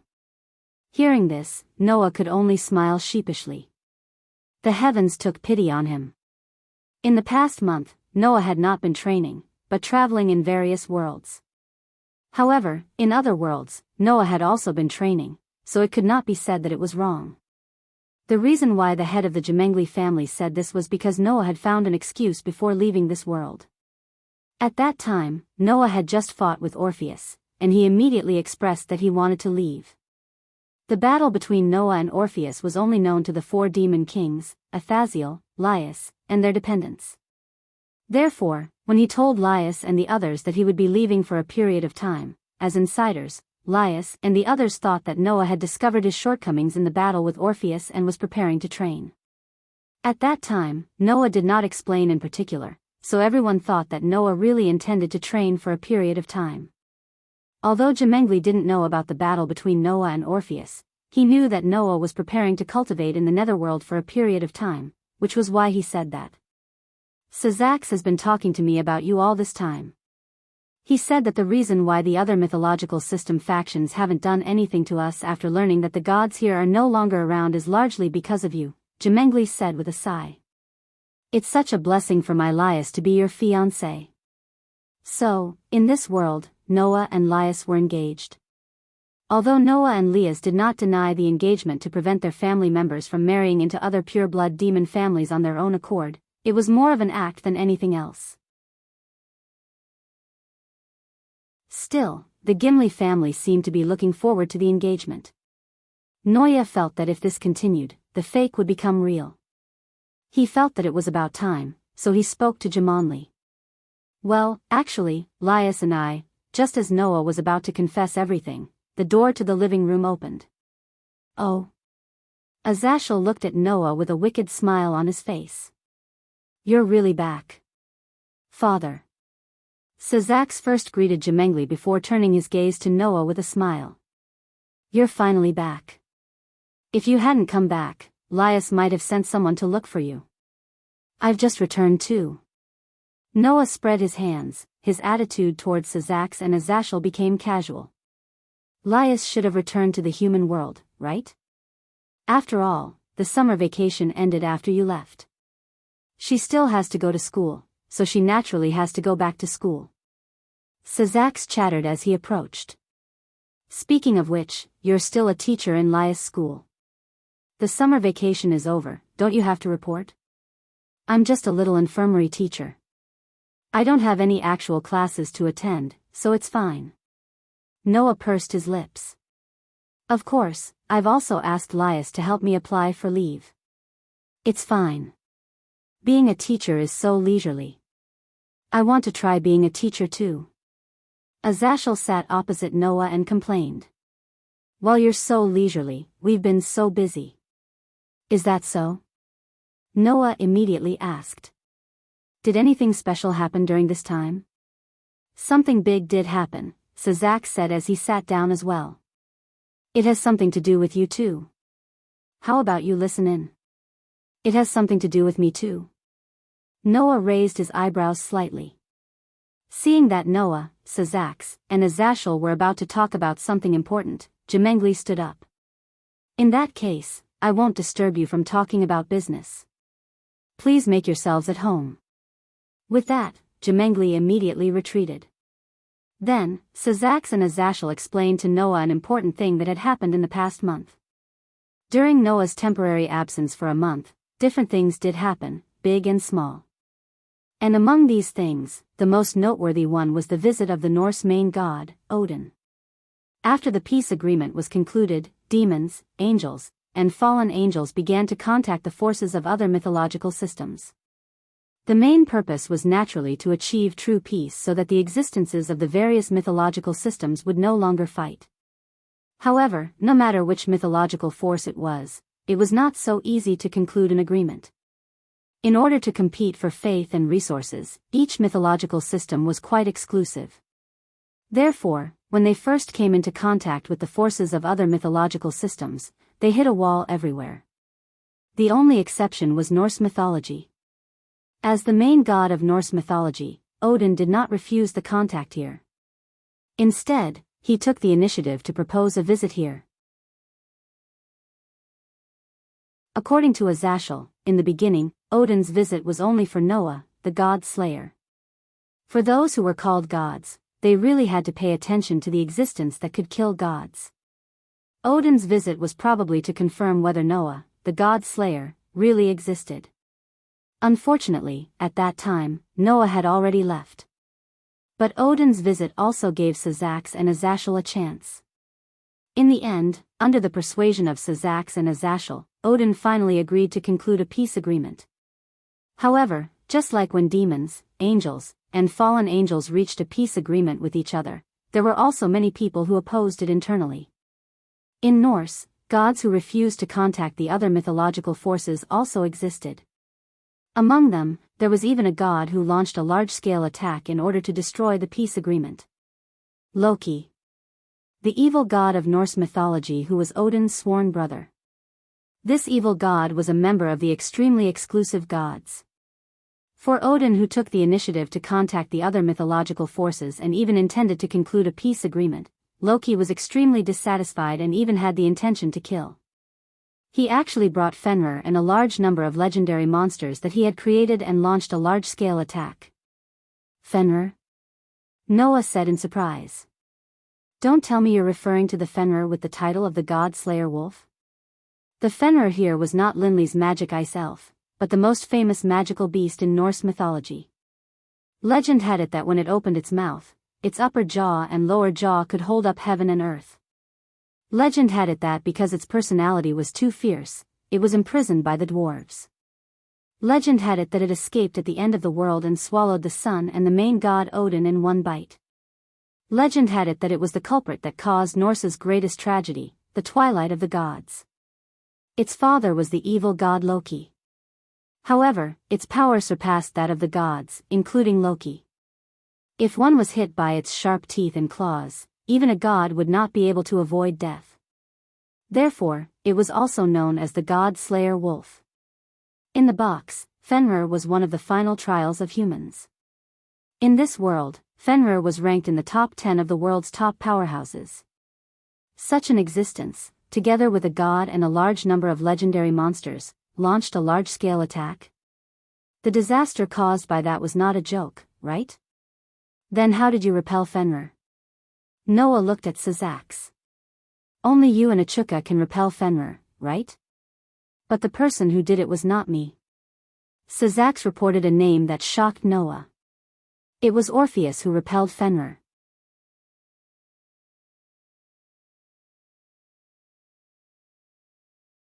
Chapter 1853. Unlike before, Noah now knew what it meant to be in the top 10 of the world's strongest. It did not refer to the ranking of all the existences in a single mythical force, but it was a ranking that took into account all the strong existences in the current world, including the gods of various mythical systems. To be able to be in the top 10 meant that one could be among the strongest. At present, the top 10 of the world's strongest were the following figures. The infinite dragon god, Orpheus. The god of destruction, Shiva of the three Hindu gods. The god of protection, Vishnu of the three Hindu gods. The god of creation, Brahma of the three Hindu gods. The celestial emperor of Mount Meru, Indra. The thunder god in Norse mythology, Thor. The magic wolf in Norse mythology, Fenrir. The god of the underworld in Greek mythology, Hades. The sun god in Egyptian mythology, Aten. The god of light in Celtic mythology, Ruger. The top 10 were the 10 strongest existences in all the mythical forces. In this ranking, except for Orpheus, who was recognized as the strongest and ranked first, the rest were not ranked first. The difference in strength was not big enough to clearly distinguish the ranking. Because of this, in addition to the top 10 existences, there were some existences who had the ability to squeeze into this ranking. For example, before being sealed, the 2 heavenly dragons were at this level. Another example was that as a surpasser, Sazix and Achuka also had the ability to enter. And Fenrir was among them. Therefore, in Noah's opinion, if Loki had really brought Fenrir, the only ones who could fight Fenrir were Sazax and Achuka. However, Noah never thought that it would be Orpheus who made the move. I'm afraid that no one thought that Orpheus would suddenly appear and make a move. Asashel seemed to recall the scene at that time and could not help but be speechless. That's also Wally's fault, right? Wally? Noah frowned. Wally also appeared? He had the blood of the former demon king Lucifer in him, but also half-human blood, so he was chosen by the god of annihilation and was known as the strongest white dragon emperor in history, Wally Lucifer. That fellow had actually appeared as well? The white dragon emperor with the bloodline of the previous Lucifer seems to be eyeing Fenrir's fangs, Sazak said. Joining such a dangerous terrorist organization like the Disaster Group and becoming enemies with various mythical forces, even if he is known as the strongest white dragon emperor in history, with Wally Lucifer's ability, it is still not enough to deal with the various forces, so he gathered a group of teammates around him. Wally wants Fenrir to be the trump card of his team, right? Asashel said helplessly. Although that brat longs for battle, it's not that he doesn't want to live anymore. With Fenrir's fangs that can actually kill gods, he would even dare to challenge the gods of various mythological powers, right? Orpheus seems to have come with Wally. Sazix was equally helpless. In the beginning, Wally seemed to want to use his own strength to capture Fenrir, but in the end, Orpheus still took action. Since Orpheus took action, the result was needless to say. Although Fenrir was one of the top 10 powerhouses, as mentioned before, Orpheus was an existence that could be said to be infinite, and his own strength had already reached a terrifying level. Even if the rest of the top powerhouses were to join forces, they would still not be a match for Orpheus. This may be a little vague, but with Box-Ting's level, the gap was more clear. From Noah's point of view, the top 10 powerhouses in the world should all have 4 digits. Not to mention others, Sazax and Achuka, who could be ranked among the top powerhouses, had 4 digits, and they were more powerful existences among the 4 digits. The rest of the top powerhouses naturally had 4 digits as well. Orpheus, on the other hand, had 3 digits. Therefore, Orpheus was indisputably the strongest. In the beginning, even Noah, who had mastered the ability to use 2 clones at the same time, was defeated after facing Orpheus. He was on the verge of death and was almost killed. Against such an existence, there was only one result for Fenrir. A wolf that could slay a god was almost killed by Orpheus, Asashel lamented. You definitely can't imagine the scene at that time. My eyeballs almost fell out when I saw it. Orpheus lives up to his reputation as the most powerful dragon god, an existence that even gods and demon kings fear. Sazak's expression turned solemn. With such an existence joining the group of disasters, the threat was really terrifying. In the end, Wally successfully got Fenrir. Asashel spread his hands. And we took advantage of the time when Loki was scared witless by Orpheus to take down that evil god. Then, Odin would bring him back to Northern Europe to punish him. At this point, the peace talks with Northern Europe were finalized. I didn't expect that to happen. Noah frowned. And, Wally actually got Fenrir. Wouldn't that be terrible? It'll definitely be bad. After all, it's a legendary monster that can even kill a god, Asashel said casually. But, even if he got Fenrir, it's impossible for him to completely control that power. So, We guessed that even if Wally could control Fenrir, it would cause Fenrir's power to be greatly reduced, Sazak said. Although the wolf that can cause harm to gods is still a threat, it's not as scary as Fenrir at its peak. If you were there at that time, it would be interesting to see. Asashel smiled slyly. The god slayer subdued the wolf. That would definitely scare the guys from the other mythical forces half to death, right? Unfortunately, I'm not interested in that wolf. Noah pursed his lips and then thought of a problem. By the way, why do you say that this has something to do with me? Is it because Odin came for me? Sazax and Asashel looked at each other. Although Wally is a member of the group of disasters, it's impossible for him to take the leader with him, right? Asashel said. According to that guy, the reason why Orpheus followed him was entirely because Orpheus thought that if he acted with Wally, there was a high chance that he could cross paths with you. After all, you are the Red Dragon Emperor, and Wally is the White Dragon Emperor. The two dragons have been enemies since ancient times. That kind of relationship is like fate. It's absolutely impossible for you not to meet. Sazax looked at Noah. And Orpheus seems to be very interested in you, so he followed Wally. He only attacked Fenrir because it was convenient. That's what the White Dragon Emperor told us. Noah was speechless for a moment. It turned out that the reason why the top 10 powerhouses in the world had such a tragedy was all because of him. Moreover, it was in the form of being easily dealt with. In this world, Orpheus was the only one who could easily deal with an existence that was one of the more powerful ones among the four-digit figures. However, Noah heard that in this world, there was actually an existence as powerful as Orpheus, or even more powerful than him. However, it was basically impossible for that existence to appear in this world. It did not even belong to this world, so Orpheus was the strongest. If it weren't for Orpheus, to deal with Fenrir, I guess Sazax and Achuka would have to take action. However, by the time Sazax and Achuka arrived, we would have been long dead. Asashel scratched his cheek. By the way, at that time, except for a few higher-ups of the fallen angels, including me, who fought against Loki and Fenrir, the rest were only Leah's and her family. Leah's? Noah was shocked. Let them fight against the god and the god-slaying wolf? Are you crazy? It can't be helped. No one thought that the Lord Evil God would descend with the famous god-slaying wolf. Asashel spread his hands. In addition, Leah's family has been frequently fighting against the terrorists of the Calamity Squad during this period of time. The pressure is probably not small. So, it's better for you to hurry back to your school and take charge. Noah sighed. He had encountered troubled times.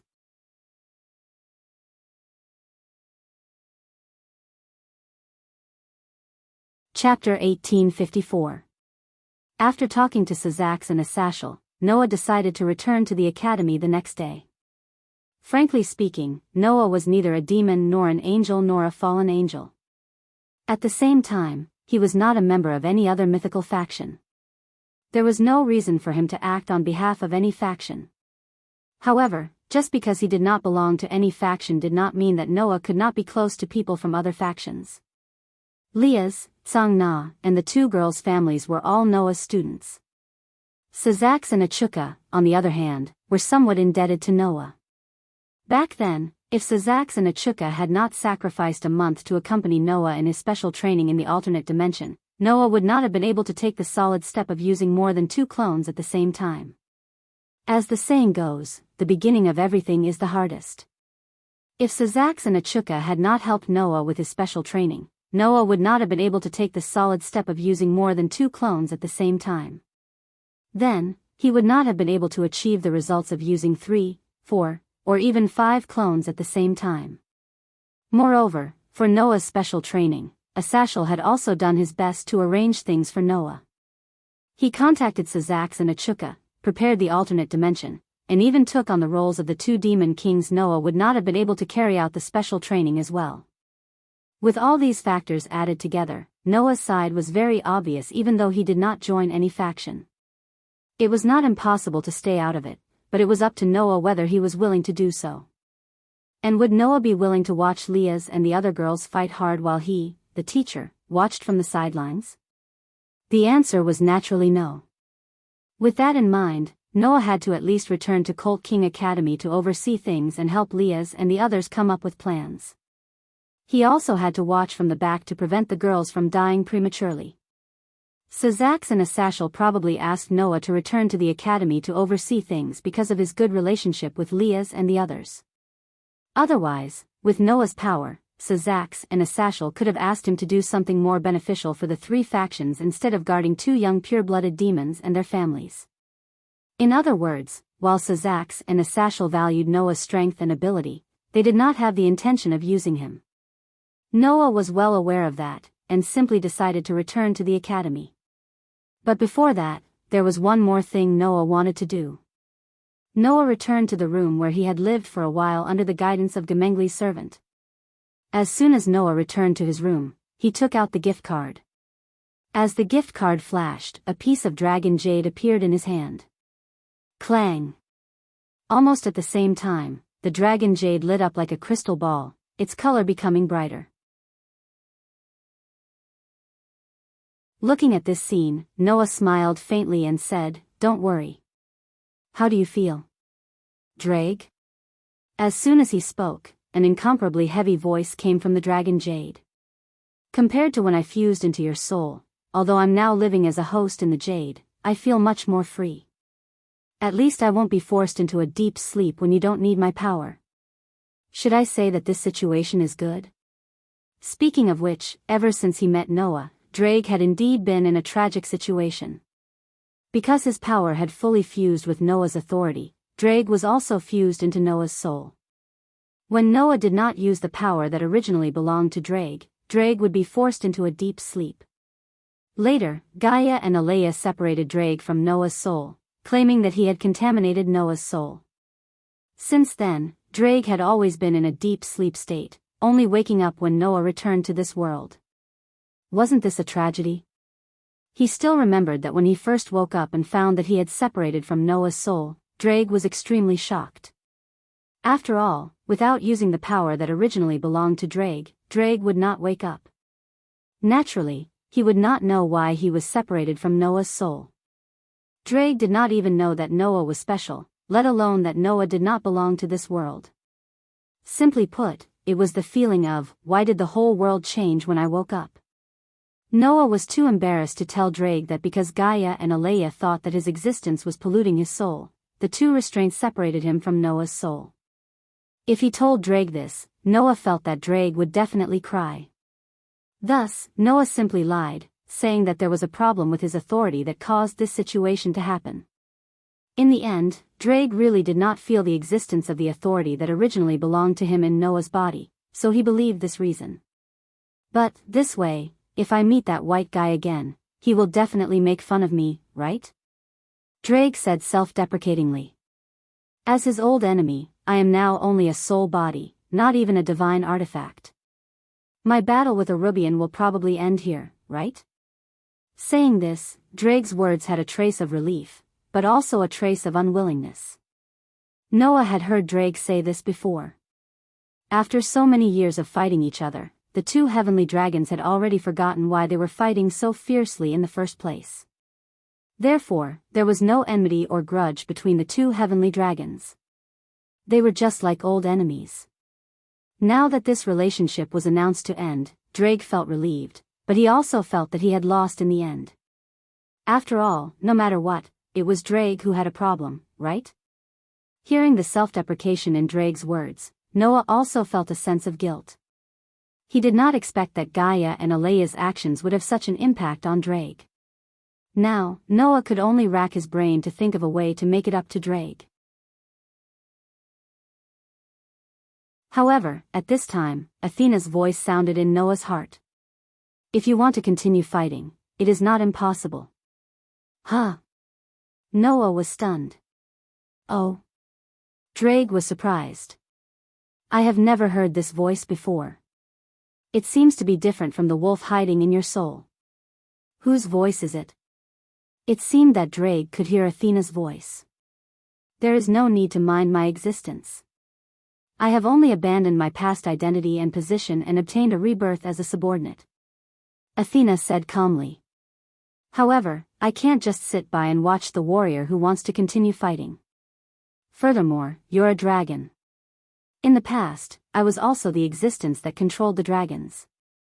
If I do that, it will be beneficial for the person who wishes to continue fighting. Crimson Dragon, you just have to tell me. Do you want to continue fighting? You were an existence that controlled dragons in the past? You are quite bold. Drake laughed. Although I do not know who you are, I will answer your question. I am the Crimson Dragon Emperor, the crystallization of power. Drake declared boldly. If I do not feel happy about fighting, then I am not a dragon. Well said. Athena's goddess of war seemed to have been ignited by Drake's bold words. Since that is the case, I will lend you a hand. But, what do you want to do? Drake asked curiously. In my current state, it will be difficult for me to fight, right? It's simple. Just return to your original state, Athena said. In other words, return to the state of a divine artifact. Return to the state of a divine artifact? Drake was shocked. Return to the state of a divine artifact? Noah could not help but exclaim. Can you do that? Athena? Based on the current situation, it shouldn't be too difficult to do so, Athena said. My beloved, have you forgotten that you once obtained the method to create a divine artifact from the 12-winged fallen angel? After hearing Athena's words, Noah suddenly remembered. In order to make Noah a suppressive force for the three factions to form a peace treaty, Asashel had indeed given Noah the method to create a divine artifact. So, it is very simple. Athena said indifferently. Create a divine artifact.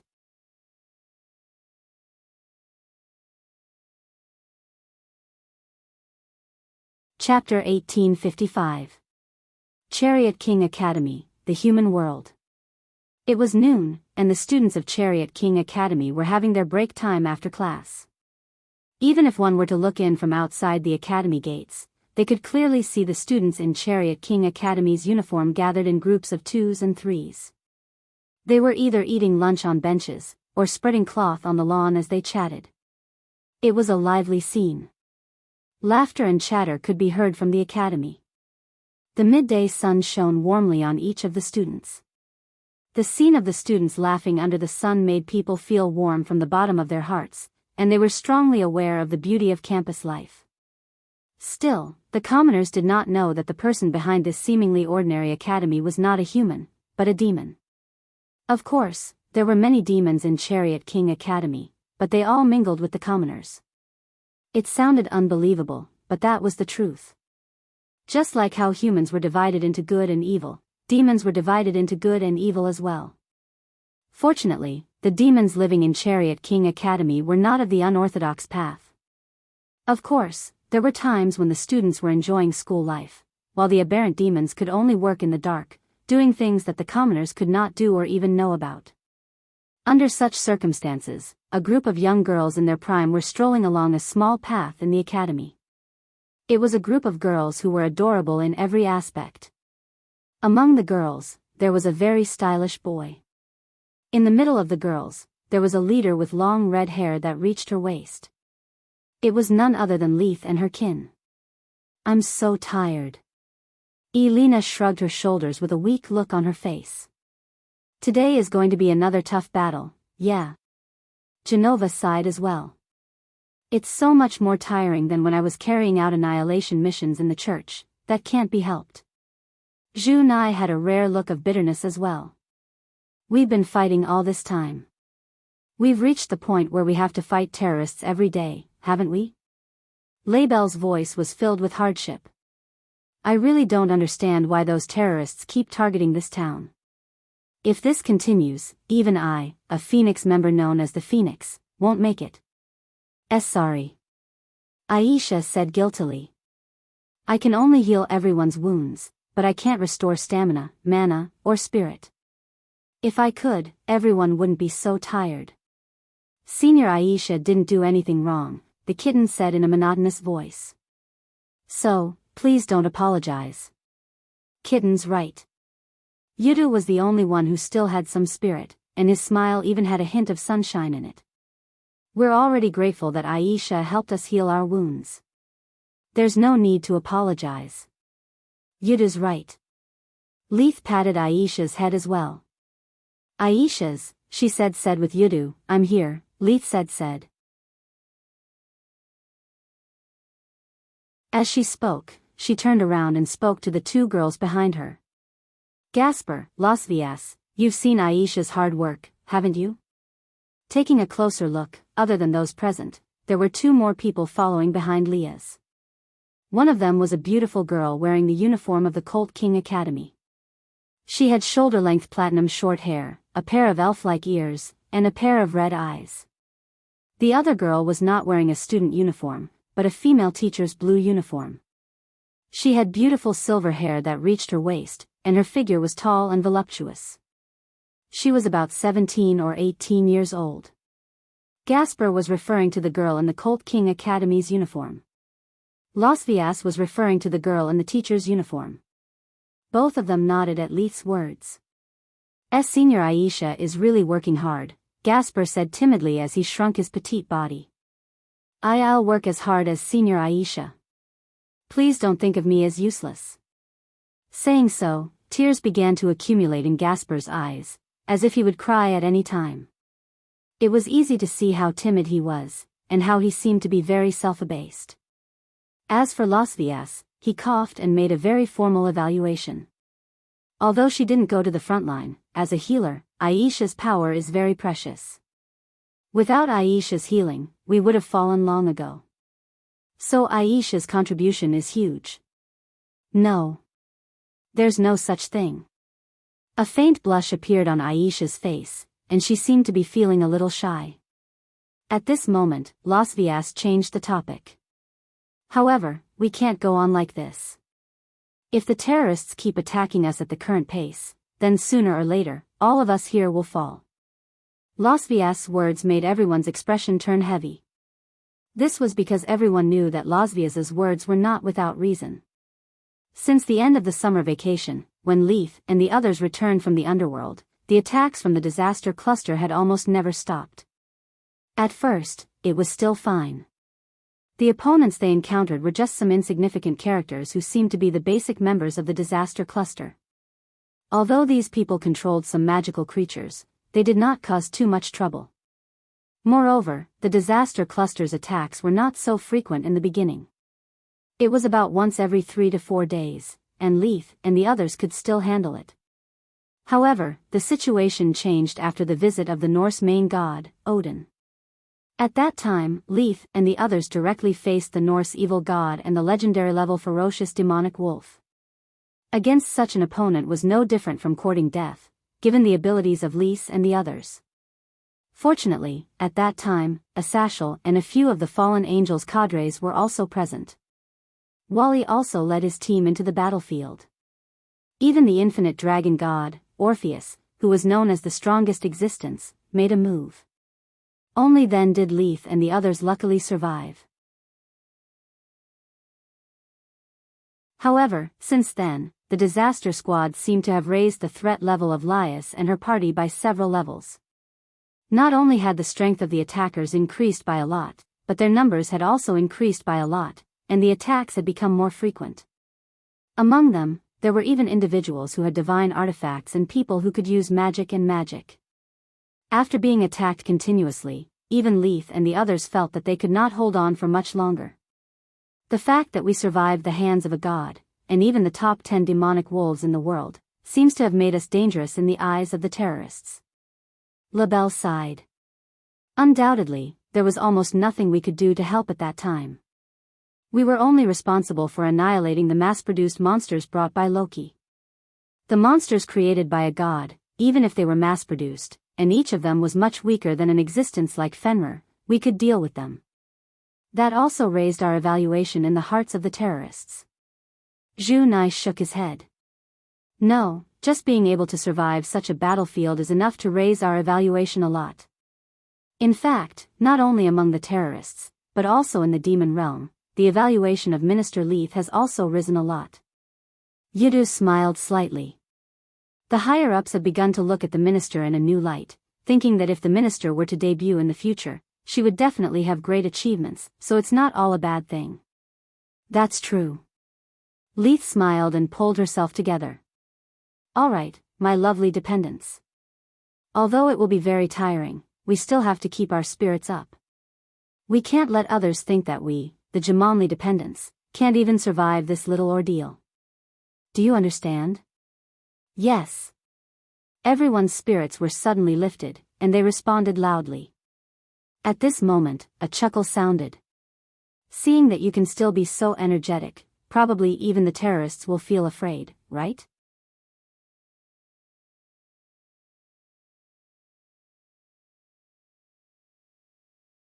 Chapter 1856. The sudden voice startled everyone in the group. Then, everyone saw it. At the front of the path, a young man wearing a black shirt, black pants, and a white coat, dressed like an ordinary person, was waving at them. Apart from Gasper and Lasvia's, everyone else's eyes widened when they saw the young man, and their expressions changed. Teacher Isha and Xiao Mao both cried out in surprise. Lord Noah. Laibel covered her mouth, and a look of joy appeared in her eyes. Laius, Junai, Irina, Genova, and Yudu were also surprised and delighted. Only Gasper and Los Villas looked at Noah in surprise. Then, the group of people ran in the direction of Noah. Teacher Isha hugged Noah's arm happily. You're back. Teacher. Kitten's expression was as emotionless as usual, but her voice was a little louder than usual. Welcome back. You're finally back. Leia's led the rest of her kin to Noah's side. When did you come back? I've just returned to the Gemengli's house yesterday and stayed there for a night. It was only this morning that I asked Sazax to activate the teleportation circle so that I could return to the Supernatural Research Department's office. Noah stroked Aisha and the kittens' heads before looking at Laius. It's been a month since I last saw you. Looks like you've had a harder time than I thought. As he said that, Noah noticed Gasper and Los Villas, and asked curiously. And there are some unfamiliar faces? Let me introduce them to you, teacher. Laius smiled and turned to point at Gasper and Los Villas.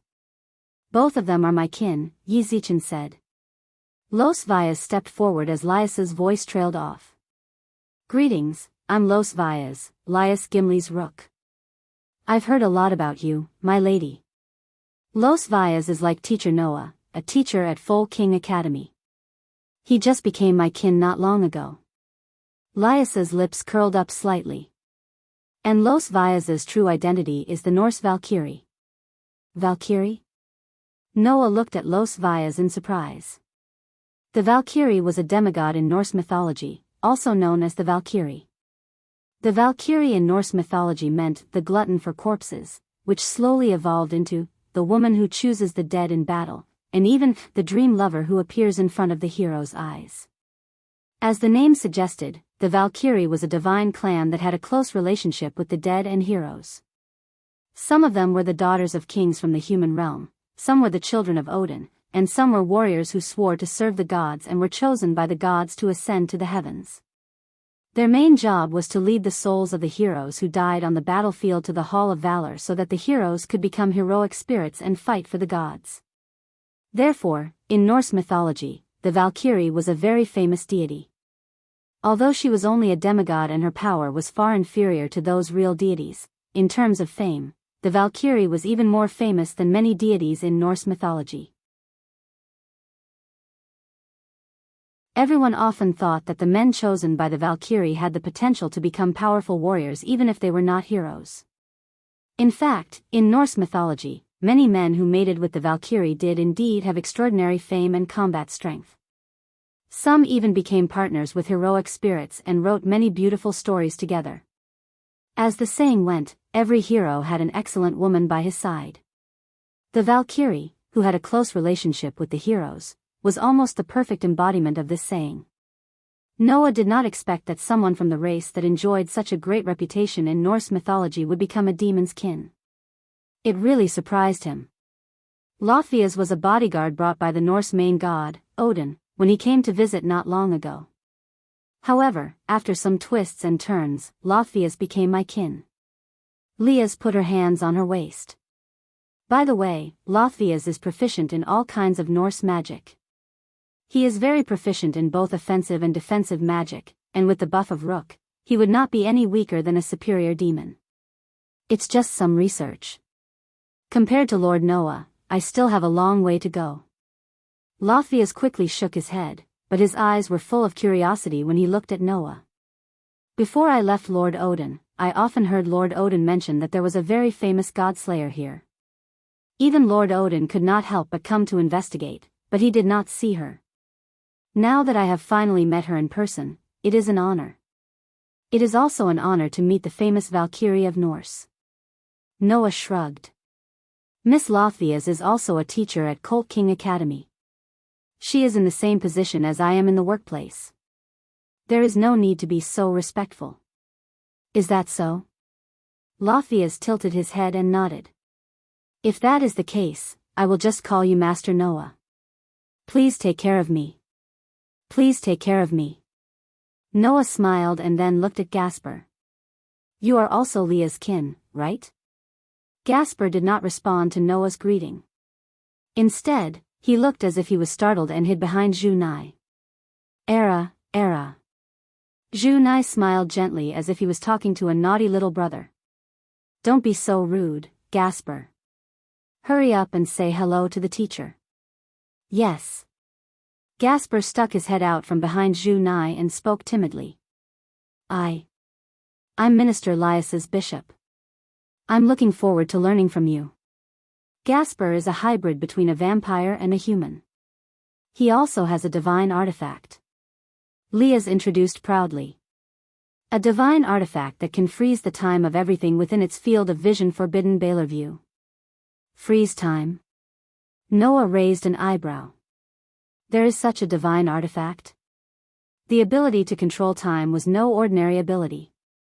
Among other things, Noah's phoenix form was a kind of authority that could reach Godspeed through time control.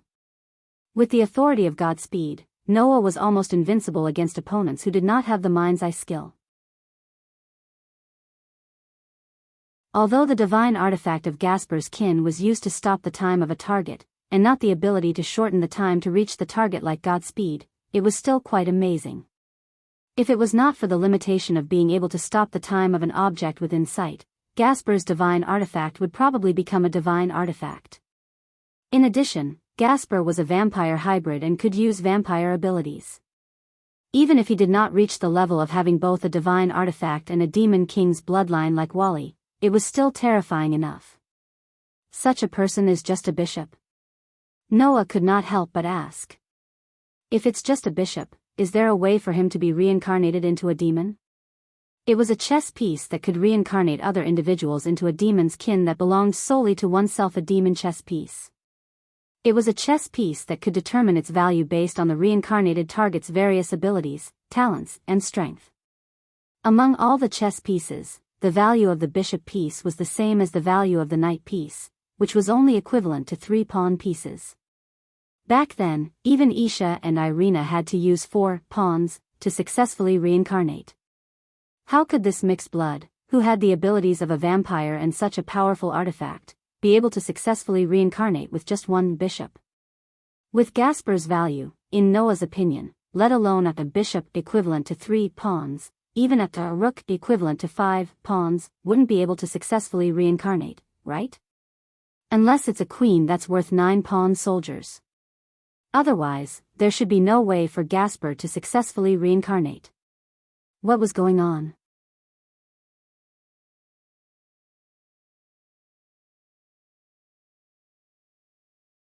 Chapter 1857. Looking at Gasper, who was timidly hiding behind Zhu Nai and did not even dare to look him in the eye, Noah found it hard to believe that this guy would have such a foul artifact, and that he was a vampire that lived on blood. Was this the so-called, you can't judge a book by its cover? However, how did Gasper use the bishop's pawn to successfully reincarnate into a demon? After thinking about it, Noah could only think of a special situation. Could it be that this child did not use an ordinary demon pawn, but a mutated pawn? A mutated pawn. As the name suggested, it was some mutated individuals among the demon pawns. They were no different from ordinary demon pawns, but there was only one difference. That was, even if the reincarnation target was extremely valuable, this value could be ignored, and a target that required multiple pawns to be reincarnated could be solved with only one. This kind of rare pawn was not uncommon. Among the superior demons who could have their own kin and pawns, the probability of them appearing was about 1 in 10. This Gasper was probably reincarnated using a mutated demon pawn, right? That's right, I have a mutated bishop pawn in my hand, and Gasper used that pawn to reincarnate. Leas confirmed Noah's guess. Gasper is indeed very talented, but his only flaw is that he is very timid and dangerous. Dangerous? Noah blinked. How do you say that? Simply put, Gasper could not control his artifact. Zhu Nai helped Leas explain. Gasper has a very powerful potential. Even if he does nothing, his strength is increasing every day, but he is completely unable to control it freely. Lord Sazax thinks that this is very dangerous, and the higher-ups of the demon's side also think that if Gasper is left alone, his ability will go berserk, so Gasper has been sealed in the room before. Yudu continued Zhu Nai's words. However, recently, the minister's evaluation has risen a lot, and the higher-ups think that the current minister may be able to control Gasper, so they let the minister unseal Gasper. In that case, Leas did say before that she already had a bishop.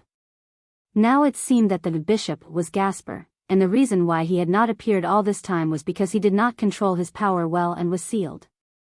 Now, as Leas grew and her rating rose, the title of bishop was finally unsealed. Thanks to everyone's help, Gasper can now more or less control his artifact.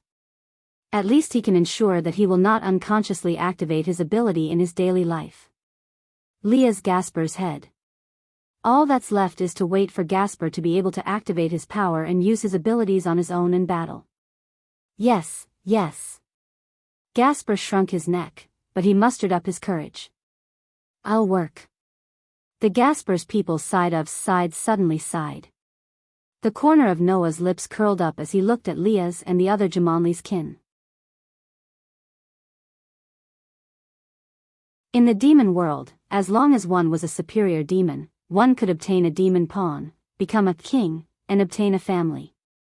Among these pawns, excluding the king, the remaining ones were a queen, 2 rooks, 2 bishops, 2 knights, and 8 pawns. And the Gasper's people gathered in front of Noah all had their own pawns.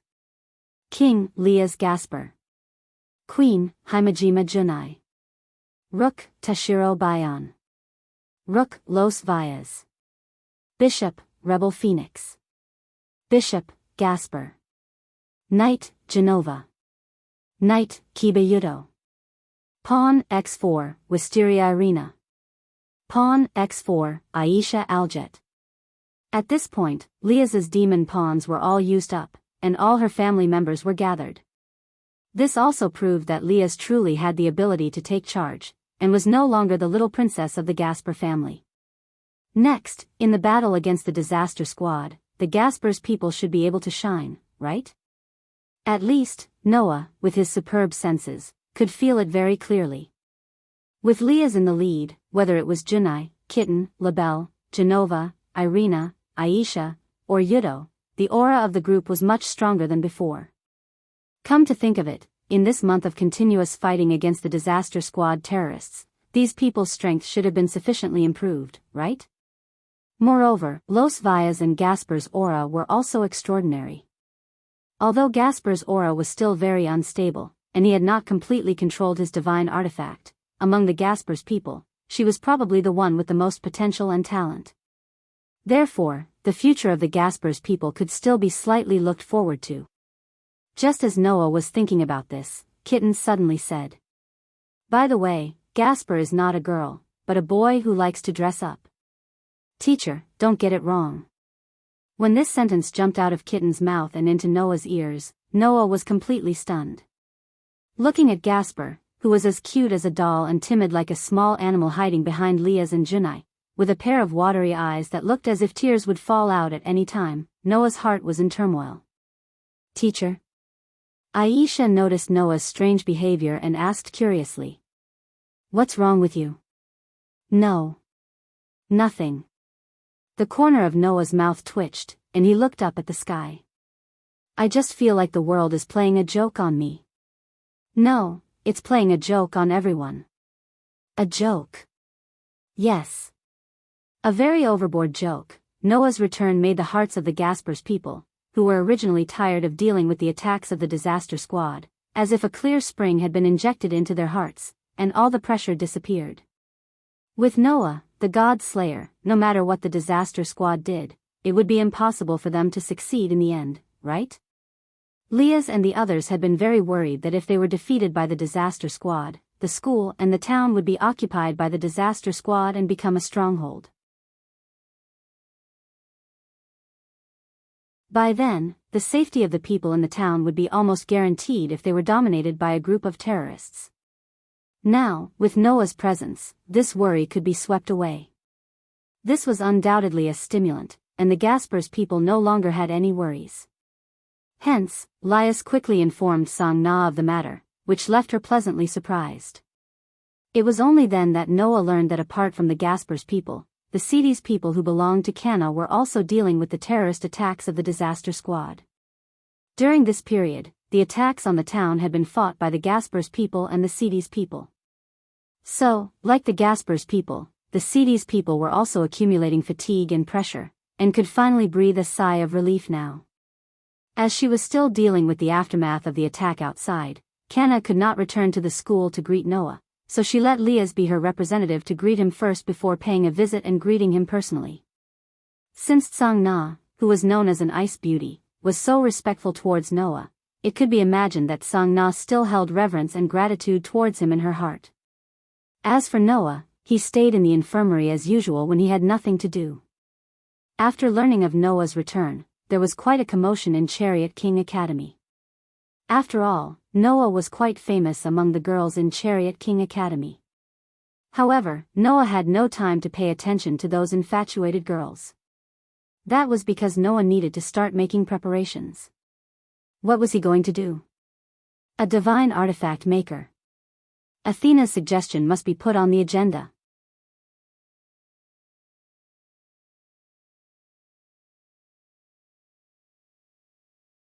Chapter 1858. Although Noah had returned to the Chariot King Academy, he did not help Leah and Cana to repel the enemies. To Noah, they might be terrorists that he could easily get rid of, but to Leah and Cana, or to be more precise, the Jamanli's kin and Sidi's kin, it was a battle that they could use to improve themselves. That was why Noah did not help Leah and Cana to deal with the terrorists. He only stayed in the academy. Unless there was an enemy that Leah and Cana could not deal with, Noah did not plan to intervene. Under such circumstances, the Jamanli's kin were still living a rather lively life, while Noah was living a rather leisurely life.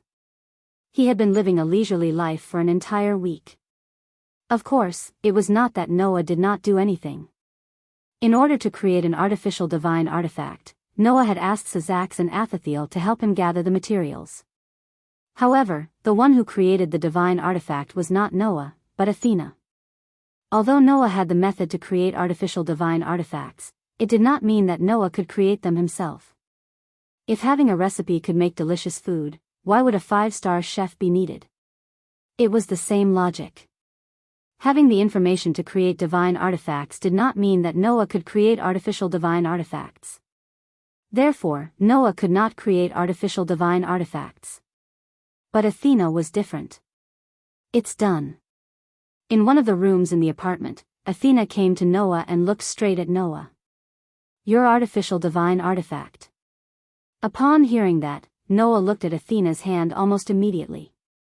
He took a closer look and saw that there was an artifact lying on top of Athena's hand. It was a gauntlet. A gauntlet that was crimson in color and covered in red scales. It looked extremely ferocious and looked like a dragon's claw. Noah did not need time to recognize the familiar gauntlet. It was the Red Dragon Emperor's boosted gear. However, compared to the real Red Dragon Emperor's boosted gear, this ferocious crimson gauntlet was just an outer appearance. Because there was no shining jade on the back of the gauntlet. Looking at the crimson gauntlet that lacked jade, Noah muttered to Athena. "This is the artificial divine artifact you created?" Sacred gear. It was created by the God of the Bible to possess a special power that was out of the norm. Although most of them appeared in the form of an artifact, they were actually a special ability that only manifested in the form of an artifact. Among the numerous divine artifacts, there were only 13 divine artifacts that stood at the very top and possessed the ability to threaten even gods and demon kings. That was what people called the 13 types of the divine artifacts. Longinus. Of the highest level of the divine artifacts. And the Red Dragon Emperor's boosted gear was one of them. The divine artifacts left behind by the God of the Bible were truly incredible. At least, among so many mythological systems, only the God of the Bible had successfully created a divine artifact that allowed humans to obtain extraordinary power. Even individuals with Longinus could obtain the possibility of killing gods. This incredible power could not be replicated by any god. Including those who were at the top of the world, they were the same. However, after years of research, Asashel figured out a way to create divine artifacts. That was artificial divine artifacts. It was a pity that most of the artifacts made by Asashel were useless trash. Even if there was any power, it was just some insignificant ability. There were very few artificial divine artifacts that could be used in battle. In this situation where even ordinary divine artifacts were difficult to create, it was simply a joke to create an artificial divine artifact like Longinus. However, Athena managed to do it. There's nothing to be surprised about. Athena's expression was unremarkable. Although the divine artifacts in this world can only be created by the God of the Bible, in my original world, most of the divine artifacts used by the gods were created by the gods themselves. I'm not the god of invention, nor the god of creation, nor the god of forging, but I'm still the goddess of wisdom. Athena's pair of coquettish snake eyes revealed the unique pride and confidence of a god. Since there's already the method to create artificial divine artifacts here, and I'm an elf, I've transformed into an elf device similar to a divine artifact more than once. Combined with your experience and memory of using the weapon refinement method to create this gauntlet, it's still possible to recreate its form. Of course, this is just a form without any power. Athena looked at Noah. However, as long as you embed the red sky dragon's dragon jade in this gauntlet, then this gauntlet will be able to recreate the power of the sky dragon's soul. In other words, without Drake's soul, this gauntlet would just be a model. However, once it was embedded with Drake's soul, this gauntlet would be instantly activated and become a divine artifact that had disappeared the Red Dragon Emperor's boosted gear. By then, Noah would be able to obtain the power of the Red Dragon Emperor once again. Although this gauntlet would be useless without Drake's soul, it was already shocking enough for Athena to be able to recreate the power of Drake's soul. Of course, this is still an artificial divine artifact after all. Even with the sky dragon's soul as the material, as long as it's created, it will still have a lot of limitations compared to a real divine artifact. Athena smiled happily. However, I already knew this before I started creating it, so I just directed its limitations in a direction that can be controlled. It was like making a wooden barrel, but there would definitely be a plank that was shorter than the rest. Athena's method was that since there had to be a shortcoming, then she would decide where to pin it. I will infinitely increase the consumption of energy when using this artificial divine artifact. Through this method, I will determine its limitations and increase its performance to the same level as a real divine artifact. Athena's eyes flashed with wisdom. If someone else were to use this artificial divine artifact, even if that person was a god, they would only be able to use it once before collapsing and dying instantly. However, for you, who has the third perpetual motion machine and unlimited stamina and magic power, no matter how much energy you consume, it won't affect you at all. For others, this is a useless piece of trash, but for you, it is a divine artifact that is no different from a real divine artifact. Athena handed the gauntlet to Noah. Believe me, it will definitely be of help to you.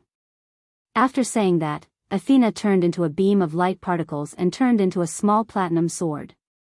Then, she disappeared from the spot. Noah gripped the small platinum sword that suddenly appeared in his hand and smiled bitterly as he spoke softly. "Thank you, Athena." After saying this, Noah kept the platinum sword in his bestowment card and looked at the gauntlet in his hand. Noah didn't feel any energy from the gauntlet. Athena was right, the gauntlet was just a model. Noah flipped his hand and took out a piece of dragon jade. "You should have heard what I said just now, right?" Noah said. "Is this okay, Drager?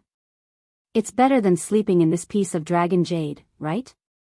Drager's deep voice came from the flickering dragon jade. "It depends on whether you are willing to fight with me again, partner." Hearing this, Noah smiled. "Do I have any reason to refuse?" After saying this, Noah embedded the dragon jade with Drager's soul into the groove on the back of the gauntlet. Gotcha! With a crisp sound, the dragon jade was perfectly embedded into the groove and was firmly fixed in place in an instant. Clank! A blinding light bloomed from the red gauntlet.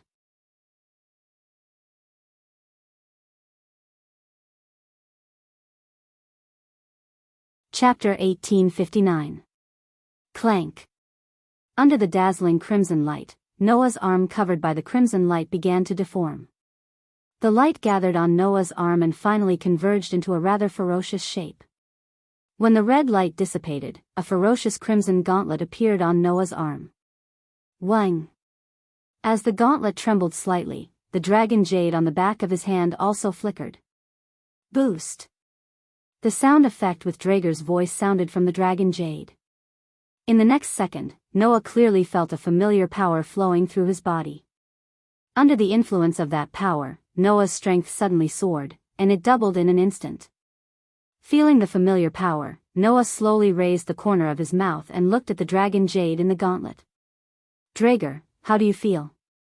"I don't feel any discomfort." Drager's voice revealed a hint of joy. "No, I feel more comfortable and carefree than before. It's really incredible."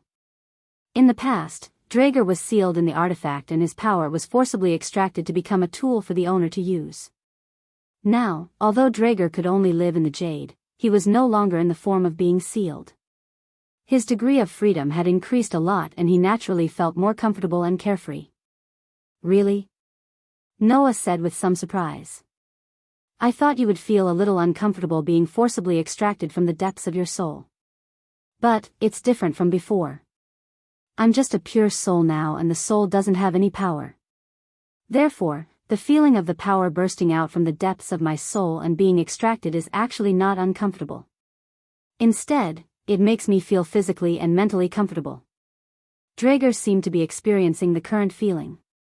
"Compared to before, it's really much more comfortable." "Is that so?" Noah nodded thoughtfully. "Then how is the function of the artifact compared to before?" "Because the memories engraved in the depths of my soul are extracted and turned into power, there isn't much difference in terms of ability and performance compared to before," Drager said. "No, because there are no messy restrictions, the power I can unleash is even stronger. The only problem is that the consumption is too shocking. With this level of consumption, let alone an ordinary human, even a god or a demon king might collapse after using it. In this way, it's impossible for anyone other than you to use me." Just like Drager said, the consumption of the booster gear was too shocking. Even if he didn't do anything, Noah could still feel his physical strength and magic power constantly depleting just by conjuring the artifact like this. If he were to use the power of the artifact, he would only need to double the power once, and even a god or a demon king would fall instantly. Therefore, other than Noah, no one else would be able to use the Red Dragon Emperor's boosted gear. However, just like what Athena said. For Noah, who had unlimited stamina and magic power, this artifact was no different from the real, Red Dragon Emperor's boosted gear. No. According to Drake, because it was a man-made artifact, it did not need to be affected by the messy restrictions left behind by the artifact system of the Heaven Realm. The power that this, Red Dragon Emperor's boosted gear, could unleash was undoubtedly stronger. You can use the booster gear once every 10 seconds. This aspect hasn't changed much, but there is a time limit to fighting in the booster gear state. If you could only fight for 1 minute in the booster gear state before, now you can fight for 10 minutes. Draeger's report kept coming. It's the same for transferring power. If you could only use it for 1 minute in the past, now you can still use it for 10 minutes. There are fewer restrictions in terms of time, so the practicality is undoubtedly higher. What about the booster gear? Noah asked. Can the booster gear be used as usual? It can be used, but the consumption is definitely enough to make an eternal god die instantly. It's too scary, but it has no effect on you. I really don't know what to say. Draeger's voice became heavy. In addition, other than the booster gear, it seems like the Tyrannosaurus Rex can also use it. The Tyrannosaurus Rex can be used? Noah was startled at first, but then he was pleasantly surprised. Booster gear, balance breaker. Just by looking at the translation, one could understand what it meant. After all, the so-called balance breaker, booster gear, originally had the meaning of balance breaker, destroyer of balance. Only when the owner's thoughts and desires were strong enough to reverse the flow of the world, the artifact could reach this realm. That was the ultimate realm of the artifact. In other words, the highest realm of the artifact was the booster gear. However, in some of the artifacts, there was a power that was even stronger than the booster gear. That was the Tyrannosaurus Rex. Only the artifact that sealed a monster could have a power that was stronger than the booster gear. Generally speaking, the artifact that sealed a monster would have a strong seal on it. This was because if it wasn't sealed, the artifact's power would be too strong, and it would bring an unimaginable burden to the owner, leading to the owner's death. The so-called Overlord was the ability to forcibly remove the seal temporarily, and completely release the sealed monster's power. This kind of forcibly obtained power naturally had a great risk. Not only would it absorb the owner's life, if it couldn't be controlled, it would also cause the owner to go berserk, and it would only stop when the owner died. The Red Dragon Emperor's boosted gear was one such artifact. Therefore, the Red Dragon Emperor, one of the 2 sky dragons, could also use the Overlord. Because the monster sealed within was a sky dragon, the Red Dragon Emperor's boosted gears, Tyrant, could be called that. Juggernaut Drive. As long as it was used, it would be able to obtain a power that could even destroy gods and demon kings for a short period of time. Now that I no longer have the seal left by the God of the Bible, the power engraved in the depths of my soul can be reproduced by the artifact. Naturally, the Tyrannosaurus can also use it. However, the Tyrannosaurus is still a cursed power. Let's not talk about the consumption, but it won't affect you. However, the Tyrannosaurus will also take the user's life, and even cause the user to go berserk. I don't recommend you to use it. In the past, you seem to have mentioned that your physique is immune to all side effects. Even the Tyrannosaurus can't affect you. Dalag advised. However, even if you can avoid the life-taking side effects, the Tyrannosaurus can still cause the user to go berserk. It's best that you don't use it. Even if you want to use it, it's best that you find a way to prevent yourself from going berserk. Otherwise, you'll be in big trouble. Hearing Dalag's advice, Noah nodded heavily. Although the Tyrannosaurus power was very strong, and Noah's physique was also immune to most of the Tyrannosaurus side effects, as long as the side effects weren't completely eliminated, there was still a risk. Just like what Dalag said, it was best to explore it for the time being. Also, there's a piece of good news. Dalag laughed. Apart from multiplication and transfer, the gauntlet has awakened a third ability, partner. A third ability? Noah was stunned. The gauntlet has a third ability apart from multiplication and transfer? Noah had never heard of such a thing before. That's right. That's something that has never happened since ancient times. Dalag said. When the 2 heavenly dragons were sealed into the divine artifact by the God of the Bible, their abilities were split into several parts. Only multiplication and transfer can be used. The white part can only use multiplication and transfer. However, right now, I'm just a spirit body. I don't have any power to begin with. The power I'm displaying now is all reproduced by the artifact. Dalag smiled. Therefore, even the third ability from when you were alive has been reproduced. This was indeed a rare piece of good news. What kind of ability was it? Noah began to look forward to it.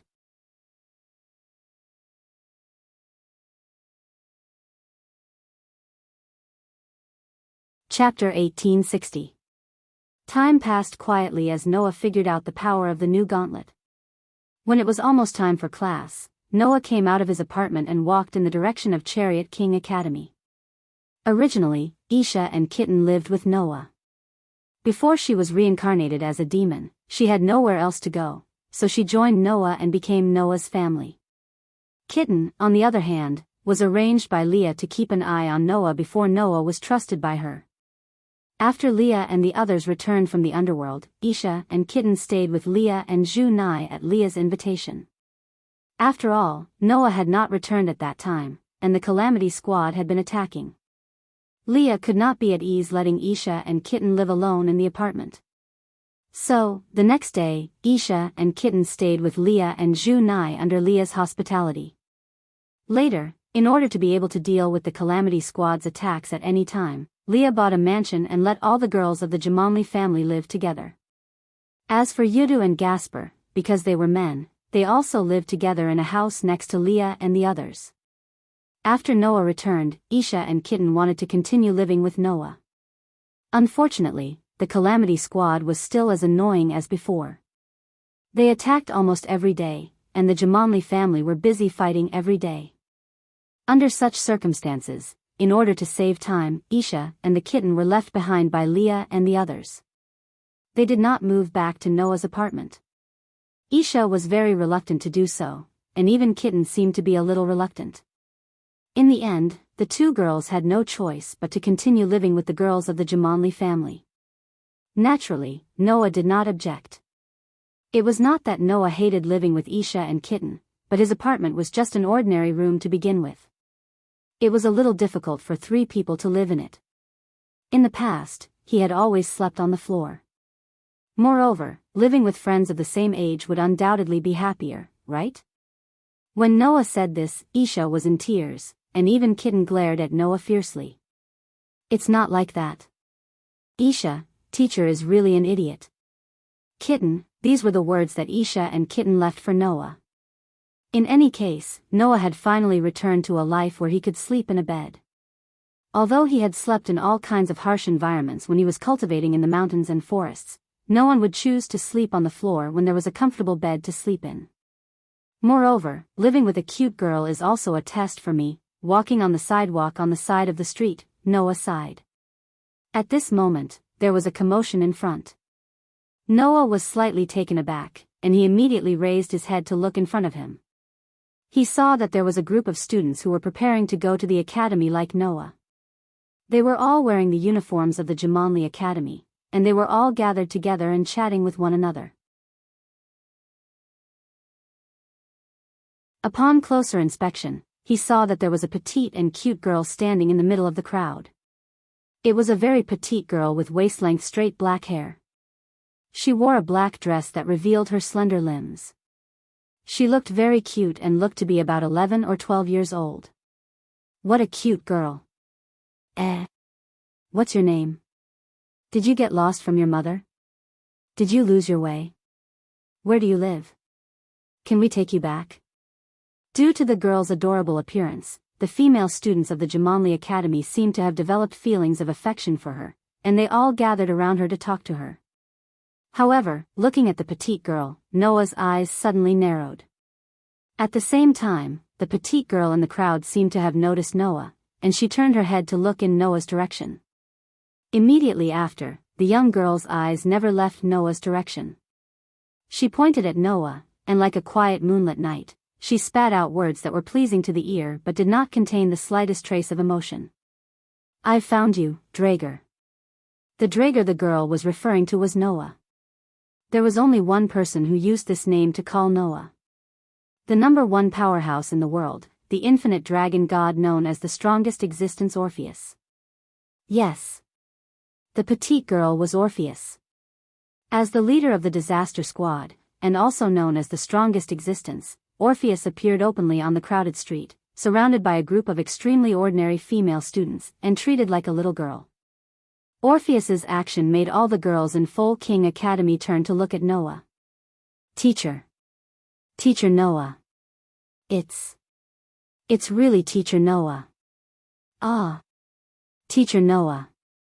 Teacher. The group of infatuated female students immediately screamed like fans who had seen their idol. That passionate look not only made the people around the street look at Noah strangely, but even Orpheus was stunned. He tilted his head, and had a puzzled look on his face. Noah finally reacted. Looking at the confused Orpheus, he took a deep breath, suppressed the confusion and shock in his heart, and walked forward. Teacher. Teacher is coming. He's coming. The female students of Chariot King Academy blushed. Noah was not in the mood to complain, and said to the surrounding students, "Sorry, I'm sorry. This is a child I know, just leave her to me. You can all go to school." Yes. Teacher. The group of students immediately nodded their heads. Then, they screamed excitedly as they left. It seemed like being able to talk to Noah made these infatuated female students very excited. After a while, the bustling streets returned to normal. Only Noah and Orpheus were left facing each other, looking at each other. After a while, Noah asked the question that he wanted to ask the most. "Why are you here?" "To look for you." Orpheus did not hide anything, and said in her usual emotionless tone. "I sensed your aura. So, I came to look for you." Although Orpheus did not say this out loud, Noah could feel it. Perhaps it was because of the completion of the Red Dragon Emperor's boosted gear, that the dragon's aura leaked out slightly. Orpheus must have sensed that aura, so she came over, right? Then, why are you looking for me? Noah stared at Orpheus. "Do you want to take me away by force like last time?" "No." Orpheus shook her head. Orpheus shook his head. Although his tone was calm and monotonous, it gave off an unfathomable vibe. "I don't know why, but I don't have the urge to take you away now." That was of course. Previously, the reason why Orpheus wanted to take Noah away by force was because the world fragment was lodged in her body. The strong feeling of wanting to be taken back by Noah affected Orpheus' subconscious, causing Orpheus to be obsessed with Noah. That was why she did that. Now that the world fragment had been taken back by Noah, Orpheus naturally would not have that kind of impulse. "But, I'm very curious about you." Orpheus stared straight at Noah and said. "Other than it, there's actually a dragon that can threaten me. I'm very curious about this." The "it" that Orpheus mentioned referred to the existence that was not in this world or even belonged to this world that was mentioned earlier. Other than that existence, there was no other individual stronger than Orpheus. And that existence was also a dragon. For Orpheus, only that dragon could be a match for her. She probably did not care about the rest. However, Noah destroyed Orpheus' idea. "There's nothing strange about it, right?" A voice suddenly sounded from the side. "If it were me, I would also be interested in the existence that is stronger than me. This is the so-called dragon, right?" Along with such a voice, a silver-haired man slowly walked out from an alley next to them. His eyes were fixed directly on Noah, and the corners of the man's mouth curled up slightly. "Long time no see, Noah Doria. You're here too?" Noah was not surprised at the other party's appearance at all, and his gaze turned to him. "Wally Lucifer." The person who came was Wally, who possessed the power of the White Dragon Emperor and Lucifer at the same time.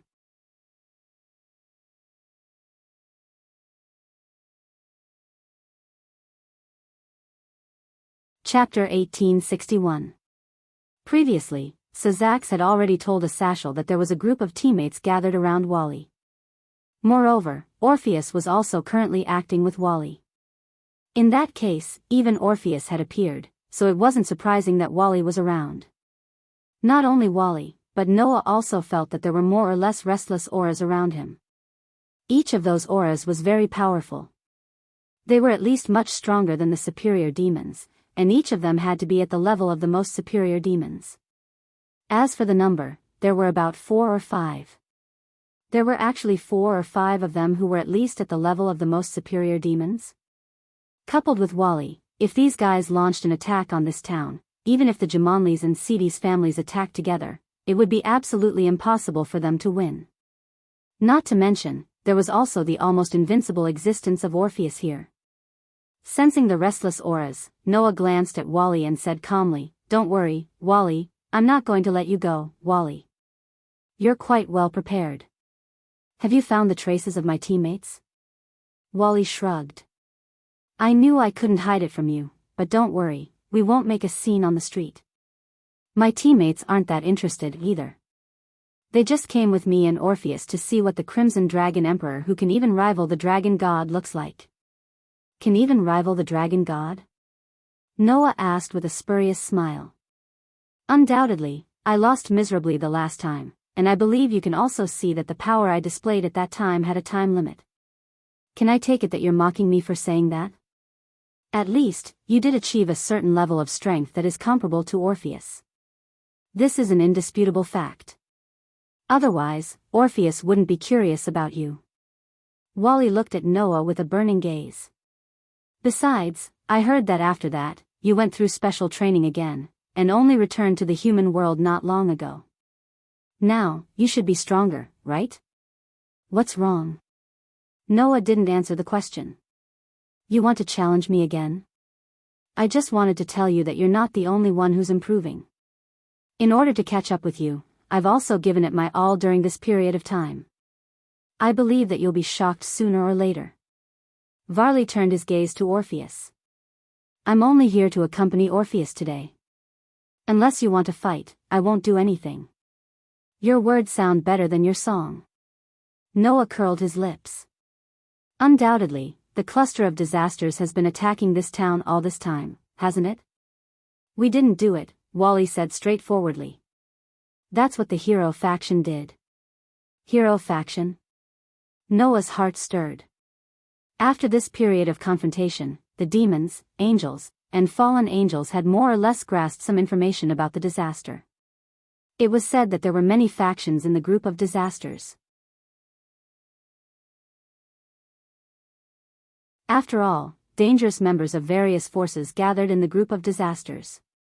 Not only were there demons, angels, and fallen angels, but there were also terrorists from humans and other mythical forces. Although Orpheus existed as the leader on the surface, this infinite dragon god seemed to have no interest in managing the organization at all. He only provided the members of the organization with snakes that could increase their strength. Other than that, he was not interested in anything else. Therefore, in the group of disasters, the terrorists of every force gathered together, allowing the warlords of the kingdom of disasters to run rampant. Among them, there were 2 factions with the most power. One was the Old Demon King faction that believed in the 4 demon kings who died in the ancient war together with the God of the Bible. However, the leaders of the Old Demon King faction, who inherited the bloodlines of the Old Demon Kings Beelzebub, Leviathan, and Asmodeus, were all taken down because of a failed attack on the 3 forces during the last peace treaty. Only Varley, who inherited the bloodline of Lucifer, was left. Varley, on the other hand, had no interest in leading the demons of the Old Demon King faction to usurp the political power of the current demon realm, causing the Old Demon King faction to fall apart. Now, its power in the group of disasters was greatly reduced and was no longer considered strong. The other faction was the hero faction. Just like the Old Demon King faction that gathered the demons who believed in the Old Demon King, the so-called hero faction referred to the faction that gathered the descendants of the former heroes and brave people. All the members gathered in this faction had the bloodline of humans, and almost every one of them had psionic abilities. Either they were humans with special physiques, or they were humans with special bloodlines, or they were humans who could use magic and magic, or they were humans who had divine artifacts. The internal members were all humans. The people of the hero faction have an unusual obsession with the identity of humans, and are proud of their bloodline. There are 2 reasons why they attacked this town. Varley stretched out 2 fingers. One is to make the holder of the divine artifact reach the forbidden hand. Make the holder of the divine artifact reach the forbidden hand? Noah raised his eyebrows. They can reach the forbidden hand by attacking a town? This is the first time I've heard of such a thing. The forbidden hand was the ultimate mystery of the divine artifact. It could exert the power of the divine artifact to the limit, allowing the human's power to surpass the level of ordinary demons, angels, and fallen angels. Every divine artifact had its own forbidden hand. But to reach the forbidden hand, it was not so simple. If the holder of the divine artifact's heart and feelings did not reach a certain degree of drastic change, to the extent that even the flow of the world changed, then it was impossible to reach the forbidden hand. It was said that among all the holders of the divine artifact, less than 1% of them could reach the forbidden hand. In this way, how could the forbidden hand be achieved so easily? Naturally, the forbidden hand isn't something that can be achieved easily. That's why the hero faction used very extreme methods. As a member of the same organization, I won't reveal the specifics to you. However, Asashel should be almost done with his investigation. You can ask him yourself. Wally retracted a finger.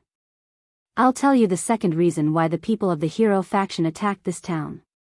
That is to lure you out. Lure me out? Noah finally showed a surprised expression. The goal is me? That's right. Varley nodded. As I said, the people of the hero faction are very obsessed with the identity of human, and they are very proud of their own bloodline. Because from ancient times to the present, those who can defeat the demon king, demons, and magical beasts have always been heroes and brave, so only humans are gathered in their faction. With that said, Varley stared at Noah closely. Under such circumstances, if there is a human who can do such a shocking thing as killing a god, do you think that those guys will not be interested in you? Noah slowly narrowed his eyes. You should have a little self-awareness. The Lord God of the Northern mythology system can come for you, the dragon god Orpheus, who is known as the infinite dragon god, can come for you, I can come for you, so others will also come for you. You have long been an existence that no one can ignore, Varley said. I just want to tell you that the people of the hero faction have been eyeing you. If you don't pay attention, you may capsize in the gutter. Noah was silent. After a while, Noah asked. Why are you telling me these things? This is just a deal. Varley pointed to Orpheus, who had been staring at Noah. You also saw that Orpheus is very interested in you. It seems that he doesn't plan to go with me. In that case, let Orpheus stay by your side. Let Orpheus stay by my side? Noah couldn't help but be surprised. Are you kidding? Or do you want to stop it? Varley said indifferently. Then you have to fight with Orpheus here. Does that not matter? Noah's brows furrowed deeply at once. Don't worry, Orpheus has no desire to fight with you. Otherwise, he wouldn't have come to see you like this. Varley suddenly smiled. I hope you can get along well with the dragon god, my biggest enemy. Leaving this sentence, Varley turned around and walked into the alley, completely disappearing into the shadows. At the same time, the powerful auras around him also disappeared. Only Noah and Orpheus were left there. They looked at each other, and both of them remained silent. They were speechless. Things began to develop in a wonderful direction. You're tuning in to the Romantic Tales YouTube channel. Don't forget to subscribe and join us on this journey to catch the most captivating stories.